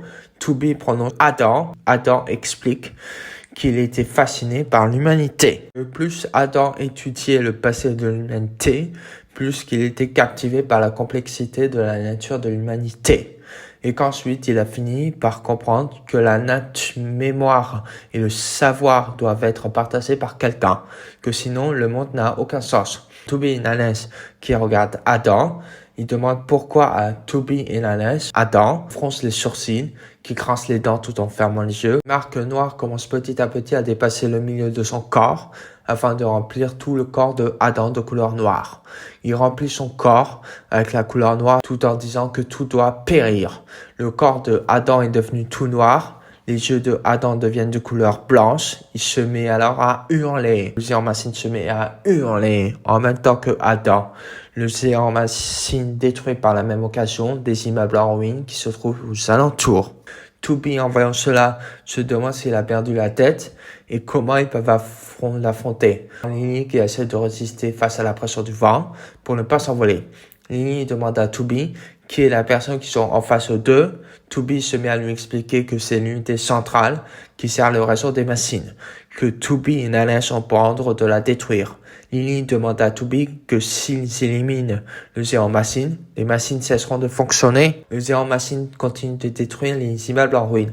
2 pieds qui atterrissent sur le sol. Un ânesse qui atterrit sur le sol et il a posé à côté de tous les androïdes son module de vol. Nanesh leur dit alors qu'en théorie, oui, et leur demande comment il faut faire. Il continue en disant que vu la situation actuelle, ils peuvent oublier les renforts de la base. Toby se tourne vers Kona en lui demandant si c'est opérationnel. Kona est alors surpris tout en reculant. Kona lui demande si elle veut parler de ce qu'ils ont trouvé pendant leur dernière descente. Il explique à Toby qu'il a réparé, mais que malheureusement, cela peut à peine voler. Toby se retourne vers Lily. Lily dit que c'est le moment de l'utiliser, que la résistance fera en sorte de viser juste sur le géant machine. Kona lui explique qu'il a très peu de chance pour réussir. Puis rejoint Nanesh. Nanesh comprend alors et demande à Kona de leur en dire plus sur cette enceinte qu'il a réparée. Lily remercie Nanesh. Elle dit que la résistance est heureuse de coopérer. Puis Lily s'en va en courant. Lily se positionne sur un muret et se tourne vers la résistance. Elle commence d'abord en leur demandant de l'écouter, que la résistance va abattre le géant machine, que s'ils peuvent bouger, alors il faut aider. Que si la résistance unit ses forces avec les unités Yora, qu'ils peuvent mettre un terme à la bataille. Lily leur explique qu'elle ne veut forcer personne. Au lieu de mourir dans cet endroit, ils peuvent survivre et perpétuer la cause. Que pour la résistance, leurs amis, Lily compte continuer, mais on la coupe en lui disant qu'on la suit. Keen dit qu'il faut régler le compte au tas de ferraille. Un membre de la résistance s'éclame qu'ils portent bien leur nom. Un autre membre de la résistance dit qu'il faut détruire le géant machine dans l'intérêt de l'humanité. Jackass dit qu'ils ont encore plein de poudre à fusil en terminant par Seth. Lily est étonné avec les yeux grands ouverts. Un membre de la résistance dit qu'il faut ajuster leur atout en appelant le marchand d'armes de la résistance. Un membre de la résistance dit qu'il va avoir de boulot. Lily se met à leur remercier et qu'elle compte sur tout le monde. Tous les membres de la résistance répondent « Seth, oui, Seth !» Lily se met alors à sourire et ferme les yeux. Lily conclut en disant de montrer aux gens qui habitent sur la Lune à quel point la résistance est puissante. Que les membres de la résistance suivent dans ce cas Lily. Un cercle qui entoure comme une sorte de long bras de machine, où le long bras de machine est posé sur le sol. Le cercle soulève le long bras de machine en le prenant. Quand il est sorti du sol, un bras de Goliath Engel. Nanesh dit à Lily qu'ils suivent le plan. Nanesh avec son module de vol se met à voler dans les cieux. Lily répond à Nanesh qu'elle a compris et elle lui dit de contenter à la tirer vers eux. Nanesh envoie le bras de Goliath Engel sur le géant machine. Le géant machine sort la pacte quand le bras de Goliath Engel atterrit sur lui et n'a pas aimé cela. Nanesh se met à penser qu'il est plus facile que prévu en voyant cela. Pod 153 dit qu'un énorme signal énergétique a été détecté. Le géant machine répare les dégâts causés par le bras du Goliath Engel en se recomposant tout seul. Pod 153 dit que c'est un partage énergétique entre plusieurs machines. Là, c'est un quoi? Le géant machine se met à hurler dans le vide. Nanesh appelle Toby pour lui dire que le géant machine utilise le réseau des machines afin d'absorber l'énergie des autres machines. Nanesh dit à Toby qu'il va pirater le géant machine et de couper le jus avant de l'attirer. Toby lui répond qu'elle a compris. Nanesh qui dit piratage lancé. Un gigantesque cercle apparaît devant Nanesh avec une boule à l'intérieur du cercle qui se prépare. La boule envoie plusieurs rayons qui vont en direction du géant machine. Il constate que le bouclier de défense physique du géant machine est costaud. Il dit que la méthode qu'il utilise ne va pas suffire. Le géant machine envoie des sortes de pics en direction de Nanesh. Nanesh part afin d'esquiver le nombre de pics. Nanesh vole alors dans les airs, partout, afin d'esquiver les sortes de pics. Mais une explosion se fait retentir sur le module de vol de Nanes. Nanes qui tombe dans le vide, il est rattrapé. Pascal qui le sauve, il dit alors le nom de Pascal. Nanes qui atterrit sur un toit. Nanes remercie Pascal et lui demande si le village de Pascal est indemne. Pascal explique à Nanes que comme le village de Pascal est coupé du reste des machines, ils ont pu garder le contrôle. Nanes répond que c'est parfait. Il met alors sa bandoulière devant lui. Nanes l'ouvre et se met à chercher quelque chose. Alors un objet avec une forme un peu spéciale. Pod 153 dit que l'emploi du dispositif de renforcement par un type S. Nanes ferme son sac et le met à l'arrière en même temps que Pod 153 lui parle à propos du dispositif de renforcement. Pod 153 dit ensuite qu'il faut une autorisation. Nanes dit qu'il n'a pas le temps de faire une demande d'autorisation à la 13e station orbitale Bunker. Un cercle de couleur cyan apparaît au-dessus de l'objet et descend en direction de l'objet. Le cercle traverse l'objet. L'objet se met alors à se transformer en quelque chose. Elle se met sur la main de Nanes afin de concevoir une sorte de perceuse laser dans une lumière brillante. La lumière s'éteint quand l'objet a fini d'être créé. Il se met à grincer les dents. Il lève alors le bras avec l'arme en direction du ciel pour ensuite le mettre à côté de lui. Une tempête de vent jaillit autour du bras avec l'arme. Des étincelles sortent un peu au bout de l'arme. Nanes dit à Pascal qu'il a besoin de son aide. Pascal dit alors un « oui ». Nanes en train de voler. Il dit à Pascal qu'une fois qu'il aura été déposé, Pascal devra se mettre à l'abri. Pascal lui dit qu'elle a compris. Le paysage avec les immeubles en ruine autour du géant machine. Nanes interpelle Pod 153. Pod 153 dit compris. Le Pod 153 fonce alors vers le géant machine et active son rayon laser en direction du géant machine. Le géant machine reçoit un rayon laser du Pod 153 au-dessus de sa tête. Le géant machine lève donc sa tête. Quelque chose de brillant fonce à toute vitesse sur le géant machine. Nanes qui descend à toute vitesse en direction du géant machine avec son arme pointée sur le géant machine. Nanes crie en même sur le géant machine à travers les yeux de Nanes. Il fonce à toute vitesse sur Adam. Adam regarde cela avec ses yeux blancs. L'arme de Nanes atteint le torse de Adam, ce qui fait aussi provoquer comme une sorte de chaleur au bout de l'arme de Nanes, avec une combinaison d'électrocution. Nanes dit que ce n'est pas fini. Il fait alors tourner en rotation à toute vitesse le bout de l'arme de Nanes. Adam crie de douleur de Nanes où il perd son bandeau. Il prononce ensuite le mot de piratage. Nanes dans un couloir avec des portes de fer et des barreaux métalliques. Les lumières du couloir s'allument les unes après les autres. Nanes se demande ce que c'est comme espace. Il entend d'un coup un rire féminin. Nanes regarde derrière lui avec seulement ses yeux sans se retourner. Il voit qu'il n'y a personne. Une silhouette passe derrière lui en passant d'une porte vers une autre porte. Nanes se retourne. On entend ensuite une voix masculine derrière Nanes qui dit « Je suis ».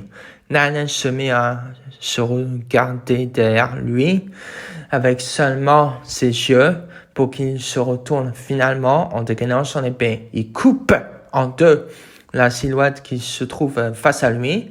La silhouette coupée en deux se volatilise. Nanes se trouve dans un champ de blé.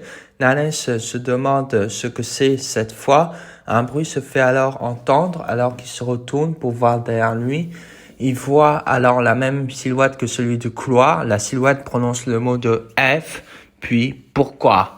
Nanes le traite de saleté afin de courir pour le découper en deux morceaux. La silhouette coupée en deux se volatilise aussi comme ça pour ensuite voir un train de métro qui passe. À l'intérieur du train de métro avec Nanes remarque cela et dit que c'est un souvenir de l'humanité.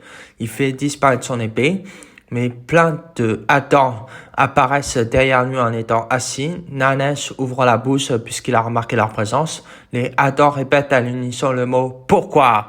Nanes constate en voyant et se demande si les données de personnalité s'écroulent. Il dit que ce n'est pas bon, qu'il doit exécuter le programme au plus vite. Il ouvre alors un panneau d'affichage devant lui. Il voit qu'il y a 30% avant la fin de l'analyse. Toutes les fenêtres sont de couleur bleue et qu'il n'y a plus les Adam. Nanes regarde sur sa gauche une porte qui se met à s'ouvrir. Un paysage de mixage avec le blanc et le bleu.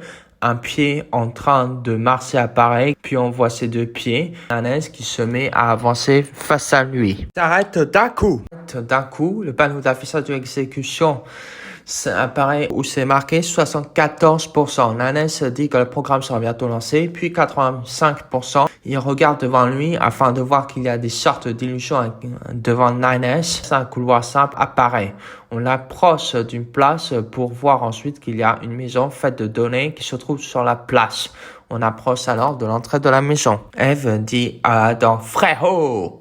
Il dit ensuite qu'il ne veut pas le voir blessé. Sur la table avec Adam et Eve et Nanès qui regarde cela, Eve dit à Adam qu'il veut encore moins, qui disparaît. Il propose de partir loin de lui et de Adam. Nanès qui garde la même expression pour ensuite fermer ses yeux et les rouvrir. Au moment où il rouvre ses yeux, il se trouve assis sur une chaise en face d'une table et autour du feu en train de cramer. Nanès se met à se lever en disant « Qu'est-ce que ?» La table qui est en face de lui est la table de Adam et de Ève. En face de lui, il y a la silhouette de Adam qui lui dit « Pourquoi ?» Le panneau d'affichage qui montre 95%. Nanès se met à courir sur la table en direction de la silhouette de Adam. Il est accompagné de son sabre en main. Le panneau d'affichage apparaît pour montrer 97%. Le panneau d'affichage qui passe de 97 à 98%. La silhouette de Adam sourit en direction de Nanès. Elle devient encore plus visible au fur et à mesure que Nanès avance vers Adam courant, afin de finalement brosser Adam avec son épée. Le paysage devient alors tout lumineux pour qu'après ce soit tout blanc. Un bruit se fait entendre et Toby dit à Nanès. Nanès dit qu'il a eu chaud, qu'il a réussi à temps. Pascal dit à Nine qu'il prend toujours des risques. Nanès est alors surpris que Pascal ait appelé Nine. Il demande en disant pas vrai. Toby qui dit que c'est terminé. Nanès dit à Toby d'attendre. Pascal le retient en évitant qu'il tombe tout en disant de faire attention. On a une lumière rouge qui tombe du ciel. Tout le monde regarde cela. Toby se demande s'il a survécu à cela. C'est une machine à moitié carbonisée qui est en train de foncer à toute vitesse sur le sol afin de s'écraser. Nanès dit que vu la masse du géant machine, ils ne peuvent pas dévier sa trajectoire. Des étincelles bleues se mettent à se produire en dessous de Nanès, ce qui fait étonner Nanès puisqu'il va même regarder en direction de ces étincelles. Les étincelles bleues surgissent un bref instant sur le corps de Toby. Elle dit alors que ce sont des particules chargées. Elle ordonne à tout le monde de se mettre à l'abri. Une explosion se fait entendre depuis le ciel et fonce à toute vitesse sur le sol. L'explosion se retentit sur le sol. L'explosion se développe ensuite sur le sol afin de faire balayer tous les immeubles en ruine aux alentours. Tout le monde s'est caché derrière des rochers et résiste à la pression. L'explosion a laissé une large et grande fumée derrière elle pour que finalement la fumée disparaisse. Tout le monde se trouve sur le rebord du déblai de terre en étant immobile tout en le regardant. Nanès dit que c'est le satellite laser D132 qui a fait cet impact. Puis dit, commandant, Pod 42 arrive à côté de tout le monde en disant qu'une unité spéciale émet toujours un laissé signal. Lily regarde du coup Pod 42 en disant, quoi? Il dit que toutes ces attaques n'ont pas suffi à la tuer. Nanès se tourne alors vers Pod 153. Il demande au Pod 153 de localiser le géant machine.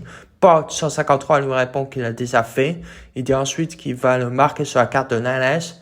Nanès se tourne vers Toby en l'appelant par son nom. Toby lui dit qu'elle suit pour y aller. Toby et Nanès se retournent derrière afin de regarder tout le monde. La résistance et Pascal côte à côte qui regardent Toby et Nanès. Nanès leur dit d'aller secourir les blessés. Lily se met à leur remercier. Jackass pose alors son bras sur l'épaule de Lily. Jackass dit de ne pas oublier de lui apporter un échantillon du géant machine. Pascal leur prévient d'être prudent. Nanès secoue alors la tête. Nanès se tourne vers Toby. Il dit à Toby qu'il faut y aller. Toby lui dit qu'elle a compris. Toby et Nanès se mettent à faire demi-tour pour ensuite courir vers le déblai de terre. Tous à sauter dans le vide. Ils sont alors tenus chacun par leurs potes tout en s'engouffrant à l'intérieur. Toby, Nanès et les 2 potes sont en train de descendre. Il regarde Nanès et le prévient de ne pas trop forcer. Nanès se met alors à regarder Toby. Nanès dit que sa transmission secondaire a souffert, mais qu'il peut toujours pirater. Ils atterrissent sur le sol. Ils se mettent à regarder partout pour trouver Adam. Des objets se mettent alors à avancer petit à petit tout seul vers un endroit. Toby se demande ce que c'est. Tubi et Nanès regardent devant eux. Nanès regarde sur sa droite. Il interpelle Tubi. Nanès dessine à Tubi avec son doigt pointé dans la direction qu'il faut regarder en disant « Là-bas !» En arrière, une colonne de pierre et au-dessus de la colonne de pierre, une silhouette qui est accroupie sur la colonne de pierre. La fumée obscurcit un peu la vision. La silhouette positionnée au-dessus de la colonne de pierre est Adam. Une tempête de vent émane autour de Adam, ce qui fait disparaître la fumée. Adam est positionné sur la colonne de pierre et de dos. Il tourne sa tête un peu penchée en arrière, tout en regardant Tubi, Nanès et les deux potes. Adam les regarde avec un air de malheureux. Adam fait voler des morceaux de machine aux alentours. Tubi s'en aperçoit et se demande s'il compte se régénérer. Tubi et Nanès le regardent. Tubi fait apparaître son épée. Adam les regarde avec les morceaux de machine qui flottent autour de lui pour finalement laisser les morceaux de machine tomber petit à petit. Que les morceaux de machine qui ont été tombés, Adam se laisse tomber de la colonne en face de lui. Adam atterrit par terre où il possède seulement son torse, ses bras et sa tête. Il dit qui il est, mais il ne continue pas sa phrase où il se met après à pleurer. On entend des bruits de pas et à côté de la tête de Adam, on voit un pied d'androïde qui atterrit à côté de lui et aussi une lame d'épée qui n'est pas loin de Adam. Tubi se met à se préparer pour embrasser Adam. Adam se met à hurler tout en allant saisir un des pieds de Tubi. Il attrape le pied de Tubi. Adam, dans l'état où il est, tout en continuant de pleurer. Adam dit le mot, bien sûr. Adam dit ensuite qu'il lui promet une épée qui ne bouge pas, mais où la main tient fermement la manche de l'épée. Tubi dit à Adam que les formes de vie mécaniques n'ont pas de cœur. Nanès s'approche alors à côté de Tubi. Nanès prend une épée de Tubi et la plante dans la tête de Adam. Tubi lâche son épée. Nanès reste dans la même position. Tubi dit le nom de Nanès. Nanès lâche l'épée en disant « Enfin !» Puis il dit que tout est fini. Et après les mots de « Ça y est !»